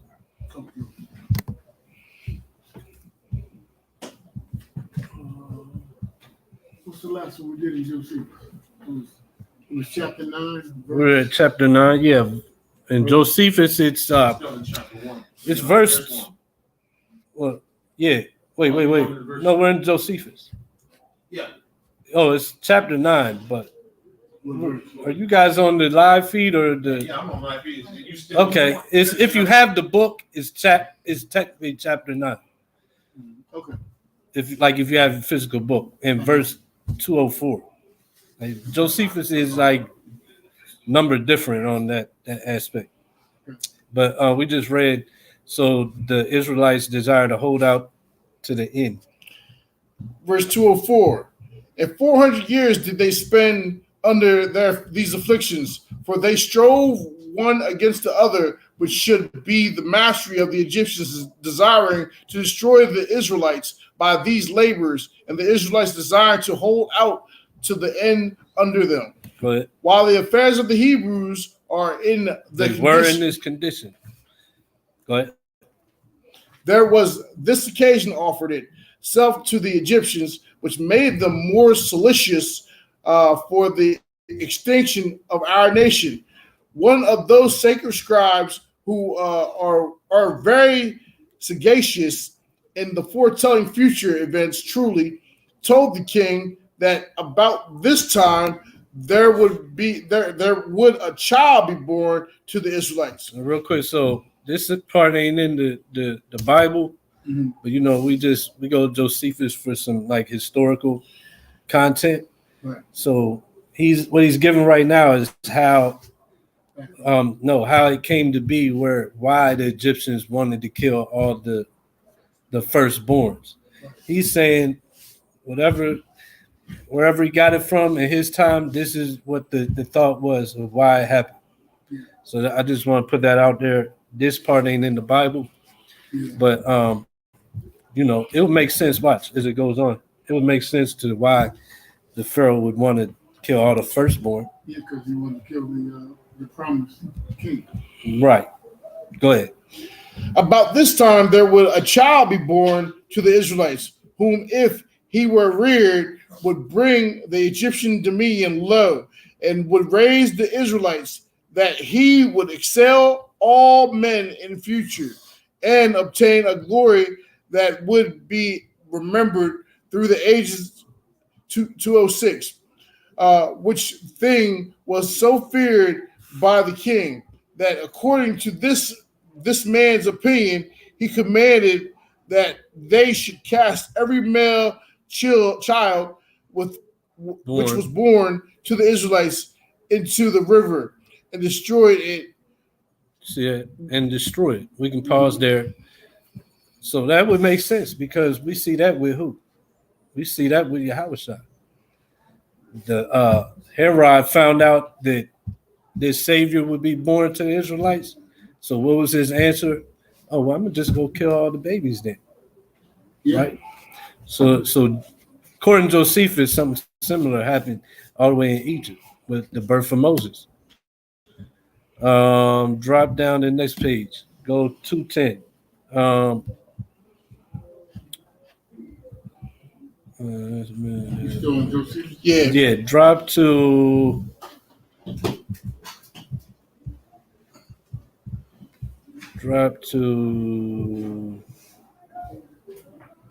I want to read about Moses. So.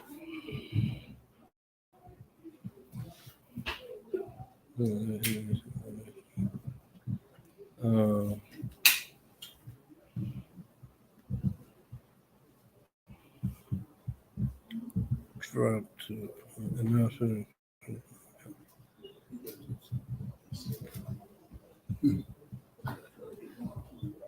Okay, drop down to 224. I had some other stuff, but we ain't gonna get to that. So it's a couple down.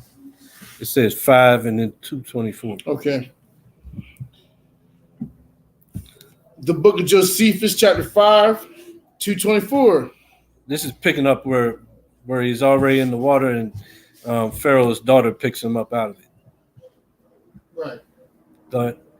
Thermotheus was the king's daughter. She was now diverting herself by the banks of the river and seeing a cradle borne along by the current. She sent some that could swim and bid them bring the cradle to her.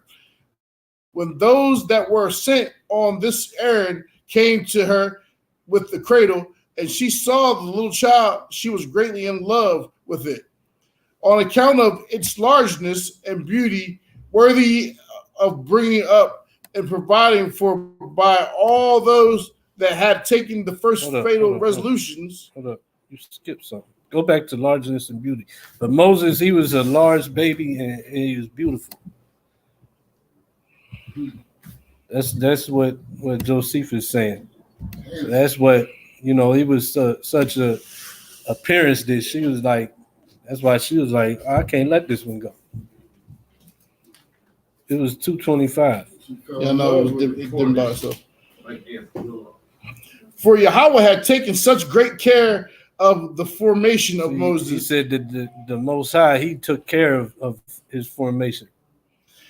That he caused him to be thought worthy of bringing up and providing for by all those that had taken the most fatal resolutions on account of the dread of the nativity, for the destruction of the rest of the Hebrew nation.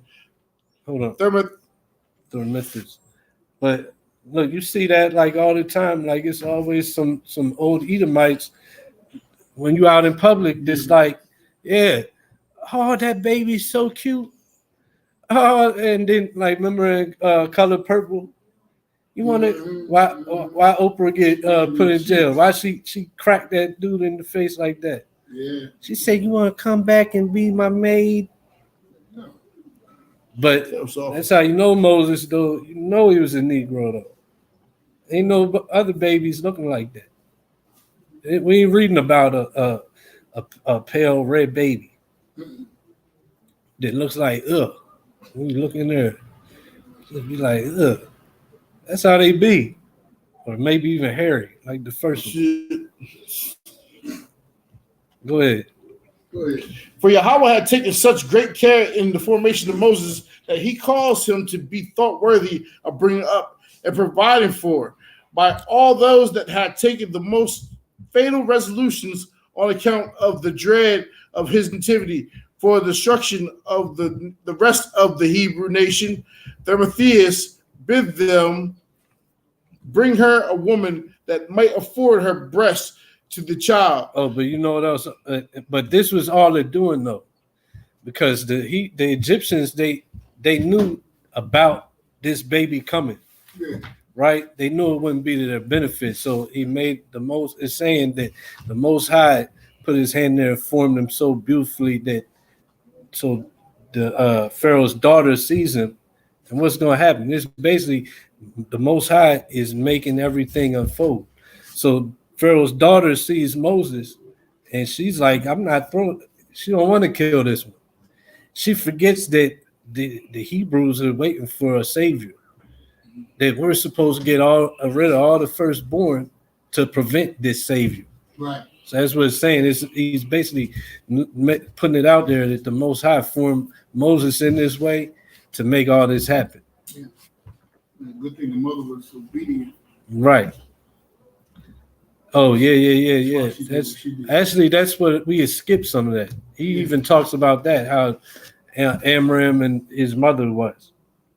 But it's like you said, they was obedient, and they was so that's why they hit him. They was obedient, and they had faith that it don't matter what judgment come on us, we're gonna hide him. We ain't try and give him up. Go ahead. Yet would not the child admit of her breast, but turned away from it, and did the like to many other women. Now Miriam was by when this happened, not to appear to be there on purpose, but only as staying to see the child. And she said, "It is in vain." Is in vain. It is in vain that thou, O queen, callest for these women for the nourishing of the child, who are no way of kin to it. But still, if thou will order one of the Hebrew women to be brought, perhaps it may admit the breast of one of its own nation. So according to Josephus, Moses wouldn't even take the breast of a heathen. No. Now you don't say that in here, but it makes sense. So he wouldn't take the breast. Right. So now the daughter, she has no choice. I got to get him fed somehow. Who's there? Miriam's there. Miriam going to get his mama. Right. Keep going. Now, since she seemed to speak well, Timotheus bid her procure such. It just goes in that. She went and got the mother. It cuts off. So then drop down to 28.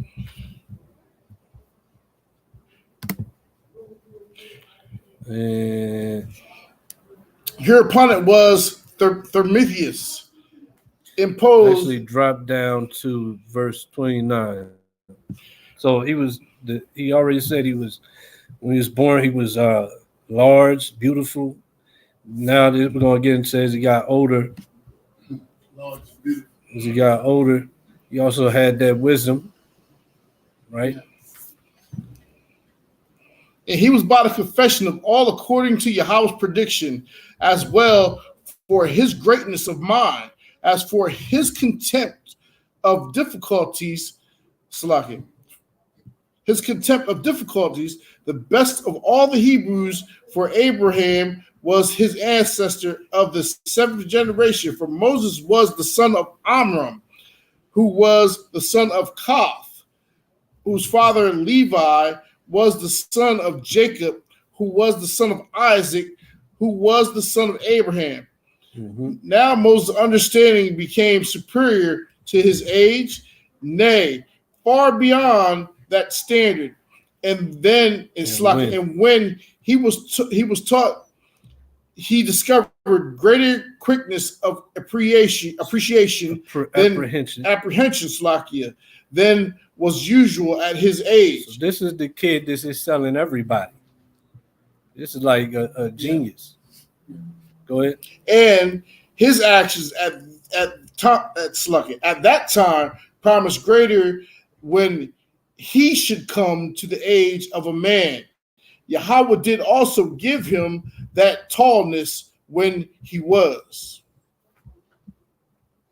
Go ahead. Next one. It still continues. Yeah, I know. They scroll up yet. I got you. But 3 years old, as was wonderful, and as for his beauty, there was nobody so unpolite,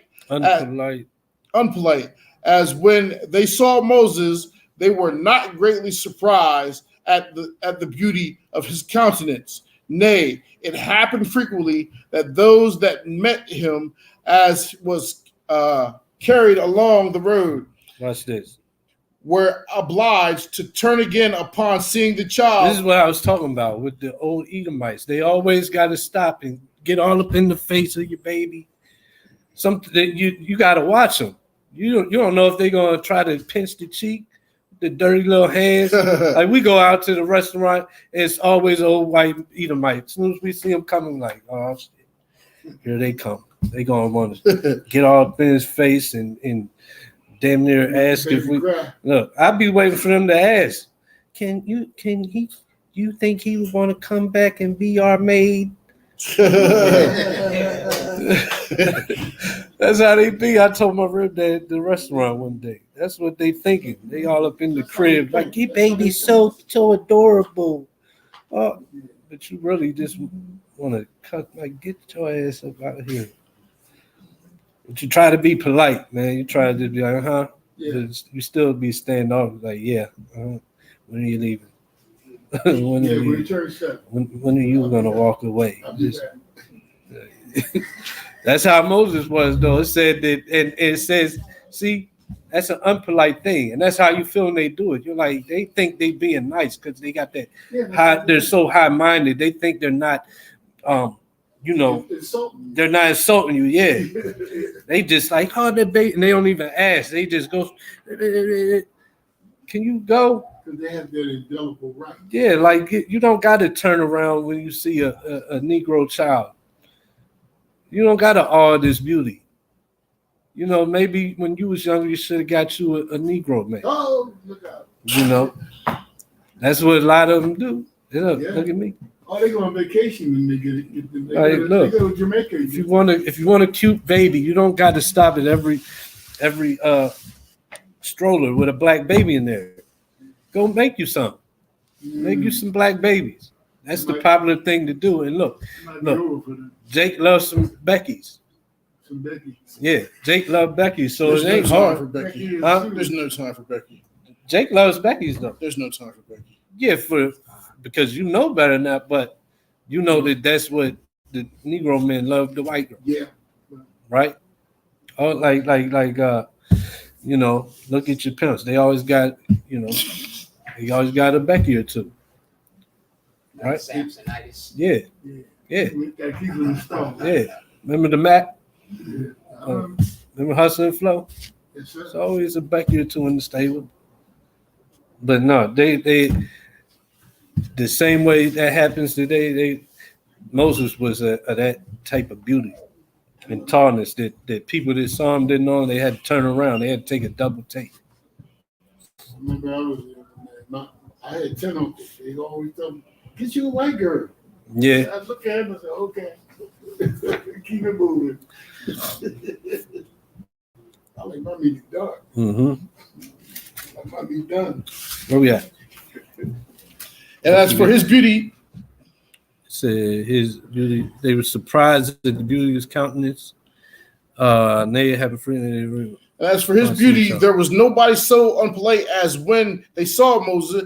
They were not greatly surprised at the beauty of his countenance. Nay, it happened frequently that those that met him as he was carried along the road were obliged to turn again upon seeing the child, that they left what they were about and stood still a great while to look on him. For the beauty of the child was so remarkable and natural to him on many accounts that it detained the spectators and made them stay longer to look upon him.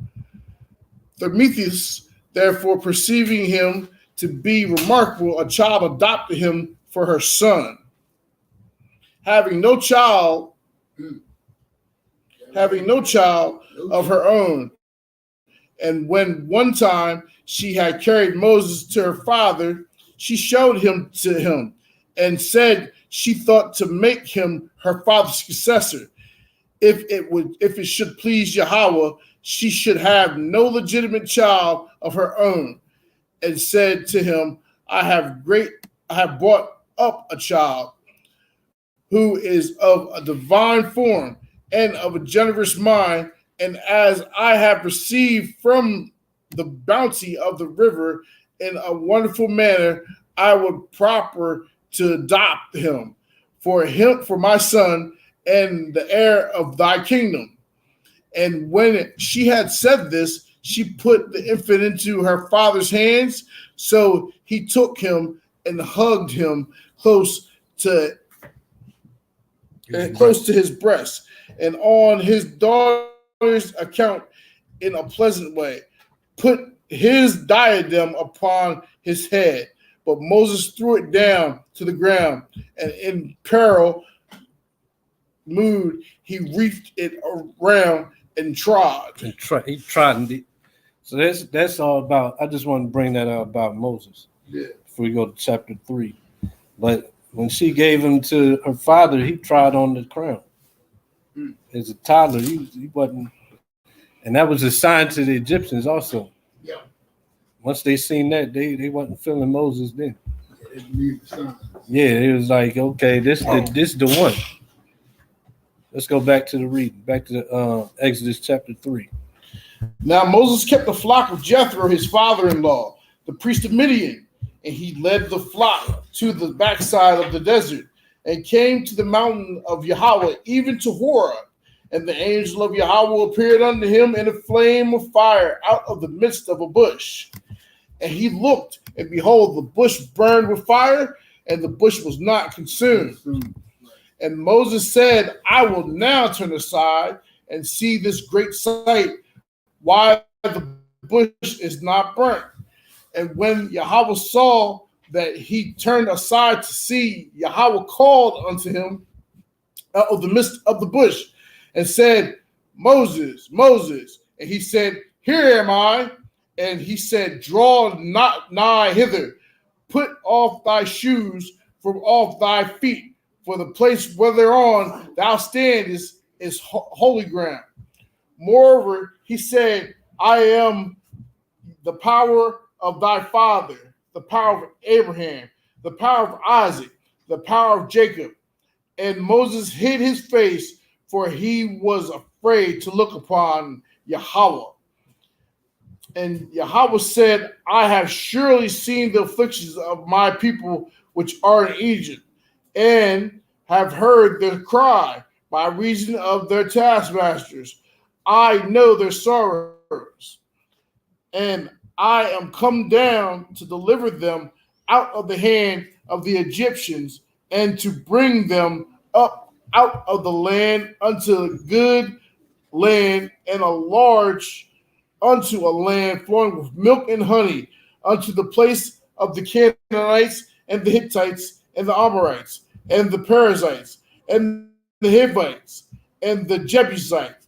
Now therefore, behold, the cry of the children of Israel is come upon me, and I have also seen the oppression whereon the Egyptians We're with oppressed the them. Egyptians. Come now, therefore, and I will send thee unto Pharaoh, that thou mayest bring forth my people, the children of Israel, out of Egypt. And Moses said unto Yahweh, who am I that I should go unto Pharaoh, and that I should bring forth the children of Israel out of Egypt? And he says, certainly I will be with thee, and this shall be a token unto thee that I have sent thee when thou hast brought forth the people out of Egypt, yea, shall serve God upon this mountain. Behold, when I come unto the children of Israel and say unto them, the power of your fathers have sent me unto you, and they shall say to me, what is his name? What shall I say unto them? And Yahweh said unto Moses, I am that I am. And he said, thus shalt thou say unto the children of Israel, I am has sent me unto you. And what's I am that I am in Hebrew? That's where you get Yahweh, Ashar, Yahweh. No, that's where they get the Ahaya, Ashar, Ahaya, Ashar, Ahaya, which means I am that I am. Right. But who's speaking? The Most High speaking. So he's saying I am that I am. Yeah. So then what does Yahweh mean? He is that he is. Basically, yeah, he exists, he is that he is. So when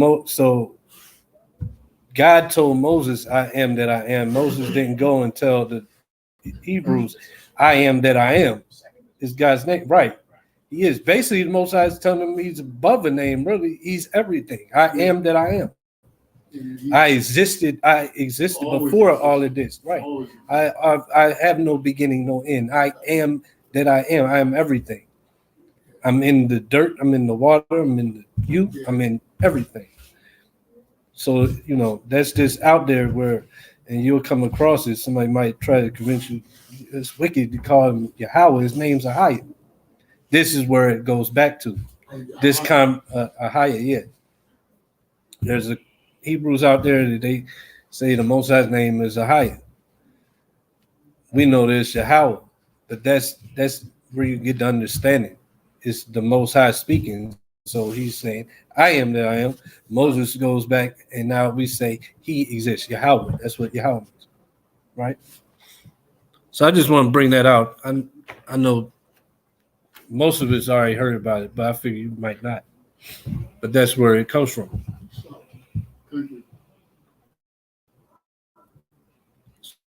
So go ahead. Yeah, I know. And Yahweh said moreover unto Moses, thus shalt thou say unto the children of Israel that Yahweh, the power of Isaac and the power of Jacob, has sent me unto you. This is my name forever, and this is my memorial unto all generations. Go and gather the elders of Israel together and say unto them, the power Yahweh of your fathers, the power of Abraham, of Isaac, and of Jacob appeared unto me, saying, I have surely visited you and seen that which is done to you in Egypt.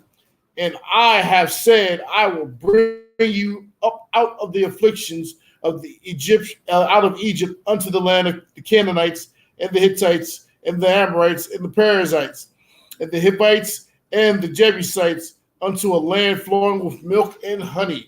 And they shall hearken to thy voice, and thou shalt come, thou and the elders of Israel, unto the king of Egypt, and ye shall say unto him, the Yahweh, a power of the Hebrews, have met with us, and now let us go, we beseech thee, 3 days' journey into the wilderness, that we may sacrifice to the power Yahweh.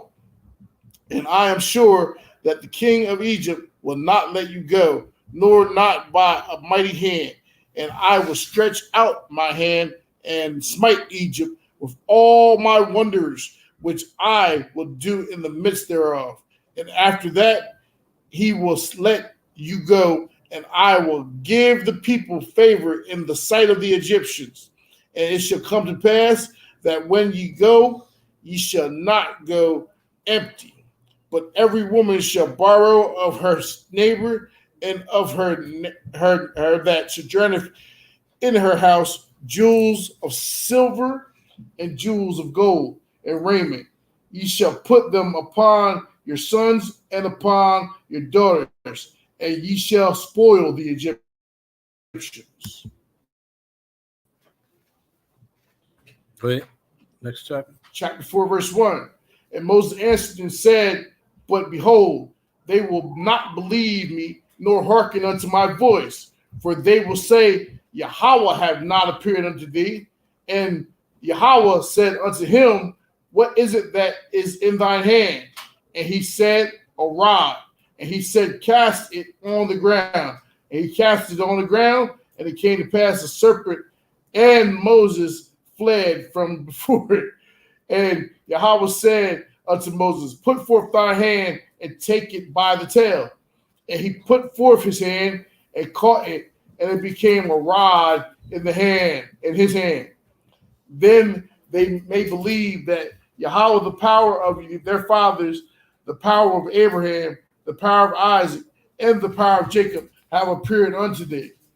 And Yahweh said furthermore unto him, put now the hand into thy bosom. And he put his hand into his bosom, and when he had took it out, behold, his hand was leprous as snow. And he said, put thy hand into thy bosom again. And he put this hand into his bosom again, and plucked it out of the bosom. And behold, I was turned again as this other flesh. And turned against other flesh. Can I make a point? Yeah, go ahead. That's a point we don't see on the Prince of Egypt or Mm-hmm. Moses. We don't see that. Miracle out. They didn't even show it. I'm about to look up and see what verse is that? Verse 6, 4, 6. Because I want to see it says verse 6, 4 and 6. I want to see what type of images pop up, because I'm sure they got some images that just don't look right. Like you got a white boy with a white hand. It's like that ain't even a miracle. You can put your hand in the freezer and turn it white. But they may use oils or. I'm about to look it up. If it's there. They always got some, like when you do a Google search, you can search images, and it's going to be something. It's definitely going to be something. There's such a thing as a clean leopard and an unclean leopard. Mm-hmm. So that go to images.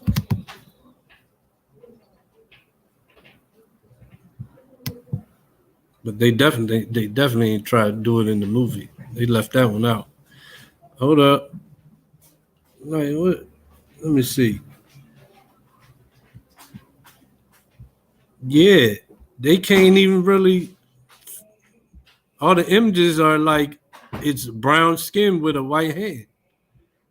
So even on here, they pretty much left it alone, like you said, on all platforms, pictures, memes. Like, look, this is I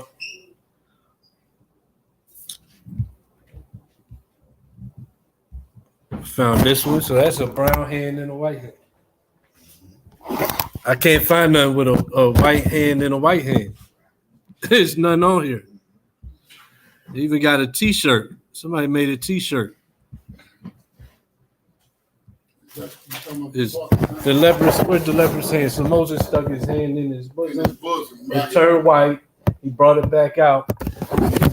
It was white, so he put it back in and brought it out again. It was back to his regular flesh. And I was looking up to see if they had any. He brought up the fact you don't see that in Prince of Persia or none of them movies, and you don't. I said I'm gonna look it up and see if they got any. Right. So I was looking up to see if I could find any words like a white guy hand turn, whiter maybe. It ain't nothing on here. No. I can't find nothing on here.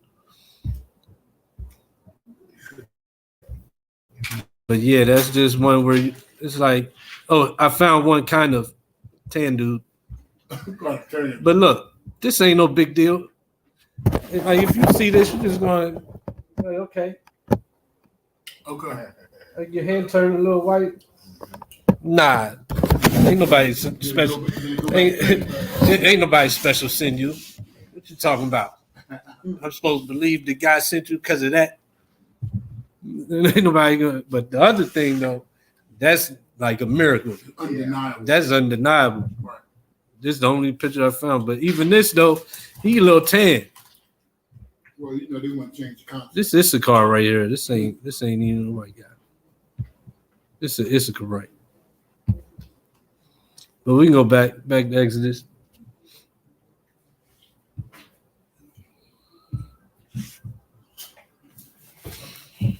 Four and 6. And Yahweh said furthermore unto him, put now thy hand into thy bosom. And he put his hand into his bosom. And when he took it out, behold, his hand was leprous as snow. And he said, put thine hand into thy bosom again. And he put his hand into his bosom again and plucked it out of his bosom. And behold, it was turned again as his other flesh. And it shall come to pass, if they will not believe thee, neither hearken to thy voice of the first sign, then they will believe the voice of the latter sign. And it shall come to pass, if they will not believe also these two signs, neither hearken unto thy voice, that thou shalt take of the water of the river and pour it upon out of the river, shall become blood upon the dry land. And Moses said unto Yahweh, O my power, I am not eloquent, neither therefore, nor since thou hast spoken unto thy servant, but I am slow of speech and of a slow tongue.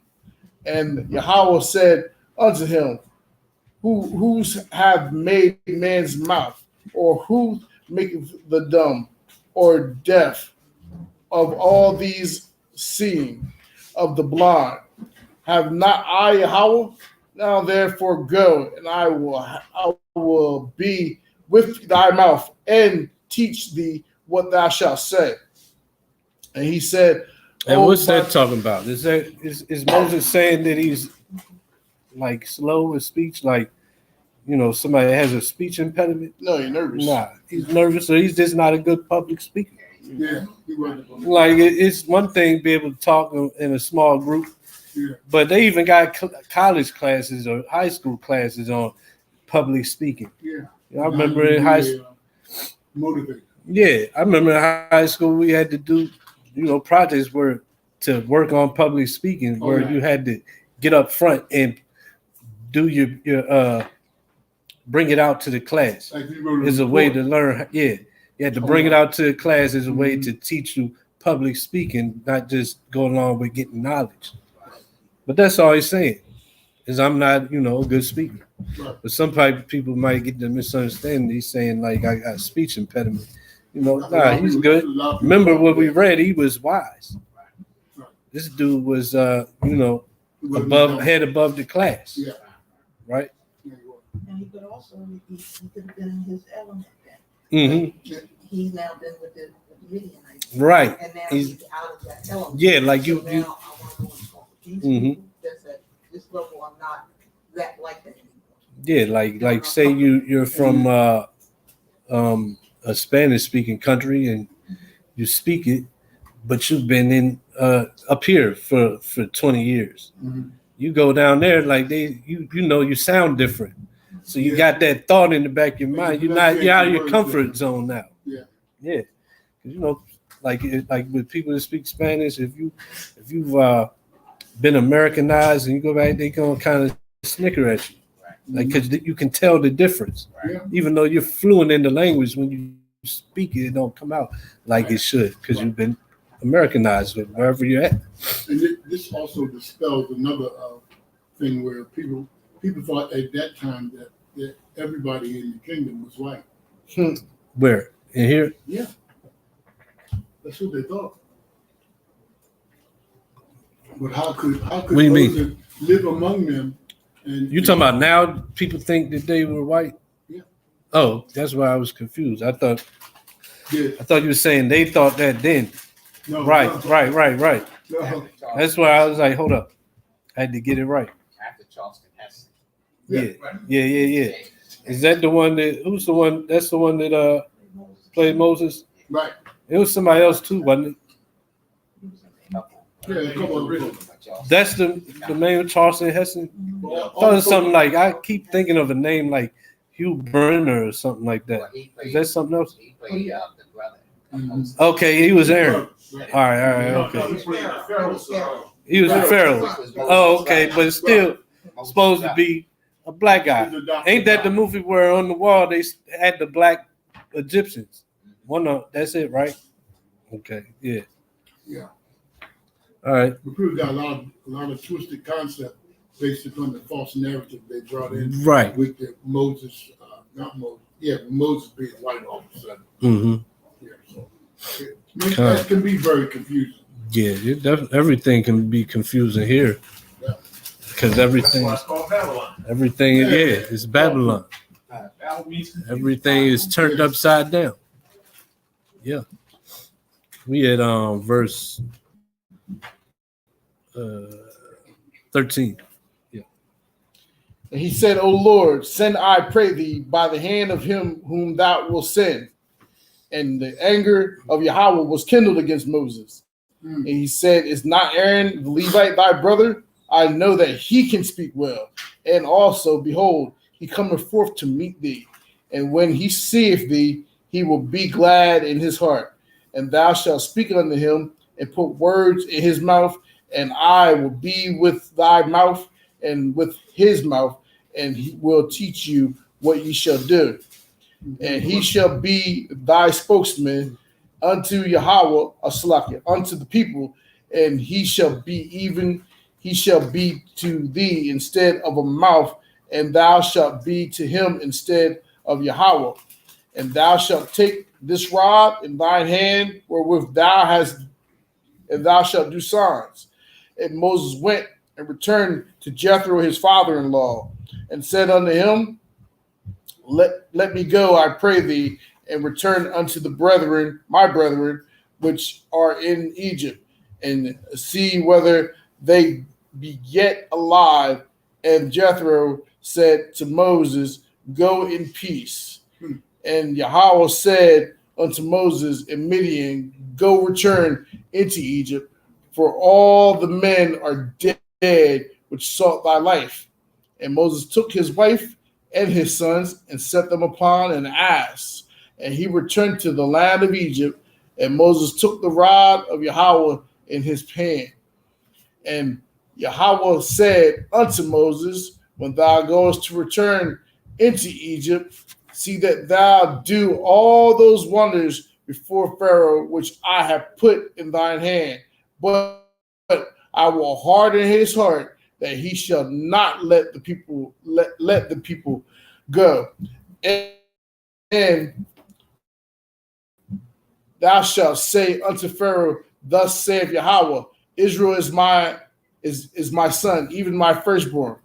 And I say unto thee, Let my son go, that he may serve me. And if thou refuse to let him go, behold, I will slay thy son, even thy firstborn. Here's another thing where you don't see nowhere else in the Bible where anybody else of another nation is called his son. Right. He said, Israel's my son, but you never find Moab as my son. You never find Ishmael as my son. When you find Israel with somebody who's an Israelite, because you'll find Ephraim is my firstborn, Yahushua is my firstborn, Jacob is my firstborn, but nobody else. Because, like you said, the chosen nation. Let me ask you a question. Yeah. Is there a Bible written that already has Yahweh shot in it, and we don't have to substitute God for Yahweh shot? Well, yeah. Remember the BLB, the original text, and there is one out there's a few He has one. There's copies out Okay. where they switch it for you. Sacred scriptures. So, but like I said, the text that it came from, Yeah. it's in there. You remember, even in the Greek, where it says Eusus or whatever it is, that's just the Greek translation. Yeah, they have a lot That's the Greek translation of Joshua. okay. So English, Joshua is the English translation of Yahushua. Joshua? Joshua. Is the Joshua English and translation. Jesus are the same name. Right. They're the same name. So But the Hebrew is Yahushua. Right. So the So Hebrew of Jesus is Jesus is a like you said, transliteration. right. Eusus from Eusus, because it sounds similar. Yeah. Eusus is a translation of Yahushua. Right. So the Greek version of Yahushua is Eusus. The English version of Yahushua is Joshua. And Jesus is a transliteration, not translation. Transliteration. Literation. Right. Yeah. Made up. Right. Basically, right. By sounds. Right. If you're going to say it in English, it'd be Joshua. But okay. But yeah, there's that. And then there's also another one that's out. We'll talk about it. I think I told you about it a couple weeks ago. Thank you. It's a brother that in Philly from Sakari that did that. Yeah, it's a new one out there. He put the right word for every spot where it should be. It's still the KJV with the names wherever it's supposed to be. Like, so you don't got to do what you just said and translate it. Translate it right Like, while as you read. yeah. Okay, so it's another brother that had something point out too. But Yakinan, you said Yeah, his Yeah, word the scriptures. word scriptures. Yep. Hebrew Israelite Scriptures.com. Mm-hmm. yeah, what's his name? The, Jediah Malik. yeah, So it's options out there. Okay. Yeah. Good. 'Cause And then, like I told you, BLB, you can always look at what's actually there through the app. BLB. Yeah, the Blue Letter Bible. Blue what? Blue Letter Bible. yeah, you did that on your phone. Yeah. Okay. Remember I showed you about it. It's Okay. where you can click on any word, you can see what's there. Okay. You can see the Hebrew text up on top of everything. Okay. But yeah, so it's out there. I'm gonna go check it out. But yeah, so we was at 23. Verse 23. And I say unto thee, let my son go that he may serve me. And if thou refuse to let him go, behold, I will slay thy son, even thy firstborn. And it came to pass by the way in the end that Yahweh met him and sought to kill him. Then Zipporah took a sharp stone and cut off the foreskin of her son and cast it at his feet and said, surely a bloody husband art thou to me. So he let him go, then said, a bloody husband thou art because of the circumcision. Mm-hmm. And Yahweh said to Aaron, go into the wilderness to meet Moses. And he went and met him in the mount of Yahweh and kissed him. And Moses told Aaron all the words of Yahweh who had sent him and all the signs which he had commanded him. And Moses and Aaron went and gathered together all the elders of the children of Israel.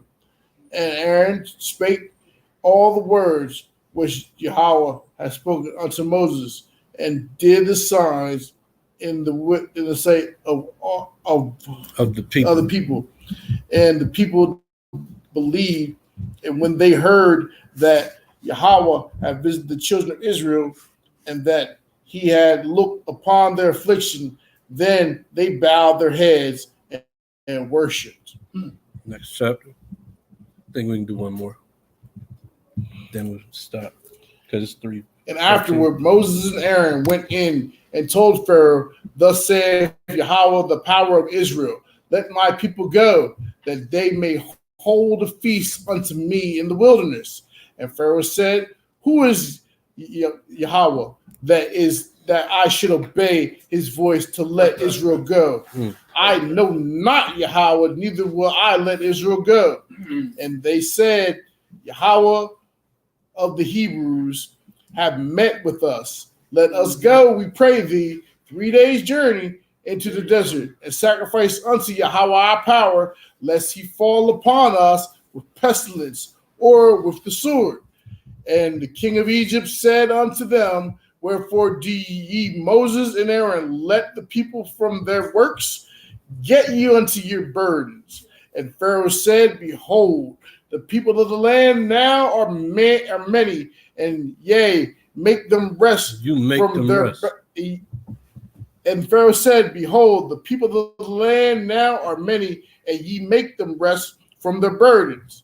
And Pharaoh commanded the same day that taskmasters of the people and their officers, saying, ye shall no more give the people straw to make brick, as wheretofore let them go and gather straw for themselves. And the tale of the bricks which they did make heretofore, ye shall slay upon them, yea, shall not diminish aught thereof, for they be idle. Therefore they cry, saying, let us go and sacrifice to our power. So what he's saying is, even though now we're not going to provide these things, they got to get it themselves, we still expect the same amount. Yeah. So they're telling me we still, now you got to you're being unreasonable. Yeah. We still want the same amount of cotton back. Now you got to do it with one hand behind your back, but we still want the same amount. Same amount of weight. Yeah. Same weight. Go ahead. Yeah. Let their more work be laid upon the men, that they may labor therein, and let them not regard vain words. And the taskmasters of the people went out, and their officers and the taskmasters of the people went out, and their officers, and they spake to the people, saying, thus saith Pharaoh, I will not give straw. Go you get you straw where you can find it. Yet not aught of your work shall be diminished. So the people were scattered abroad throughout all the land of Egypt to gather stubble instead of straw. And the taskmasters hasted them, saying, fulfill your work, your daily task, as when there was straw. And the officers of the children of Israel, which Pharaoh's taskmasters had set over them, were beaten and demanded, wherefore have ye not fulfilled your task in making brick both yesterday and today, as heretofore? Then the officers of the children of Israel came and cried unto Pharaoh, saying, wherefore dealest thou thus with thy servants? There is no straw given unto thy servants. And they say to us, make brick. And behold, thy servants are beaten by the fault is in thine own people. But he said, ye are idle. Therefore ye say, let us go and do sacrifice to Yahweh. Go therefore now and work, for there shall no straw be given you, yet shall ye deliver the tale of bricks. And the officers of the children of Israel did see that they were in evil case, after it was said, yea, shall not diminish out from your bricks of your daily task. And they met Moses and Aaron, who stood in the way as they came forth from Pharaoh. And they said unto them, Yahweh look upon you and judge, because ye have made our savor to be abhorred in the eyes of Pharaoh and in the eyes of his servants, to put a sword in their hand to slay us. And Moses returned unto this is the people complaining, but they had just believed before when they saw the miracles. But now when we gotta go through a little bit more extra, now we don't believe. We want our stuff right now. We want things on our time. Instead of waiting for the Most High. And Moses returned unto Yahweh and said, Yahweh, wherefore hast thou so evil entreated this people? Why is it that thou hast sent me? For since I came to Pharaoh to speak in thy name, he hath done evil to this people. Neither hast thou delivered thy people at all. That's the end of that. Yeah, that's the end of that. 318. So Good read, good read. probably should, yeah, stop there. Yeah. Okay. End it out. You know, close. Yeah, I'll close. This has been the let me get out of this.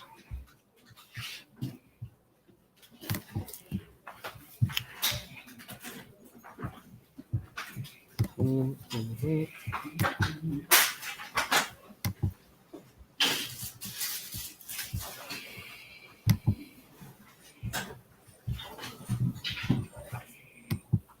Should be able to click on the screen, right? Yeah, usually. Acting stupid. Yeah, exit. Yep, you there. It's big. He was already. Oh, I'm sorry there. Okay, yeah, this has been the Hebrew Chosen Elect Sabbath service. We congregate and hold class every Shabbat from 12 to 3 p.m. at the Rose Hill Community Center, 19 Lamson Lane, Newcastle, Delaware, room 110B. If you're in the area and you're able to come out, we'd love to have you come out and congregate. If not, keep watching on class. We also are taking alms to help out with the room and doing any works in the camp. So if it's in your heart to donate, please send any donations to the Cash App at # Hebrew Chosen Elect.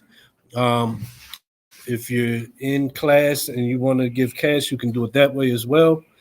Also, a reminder to everybody in the class, if you could, remember we got to pay the rent monthly. So if you could give alms, we ask 25 every 2 weeks? 2 weeks. Yeah. If it's possible. If not, we take care of whatever we got to take care of.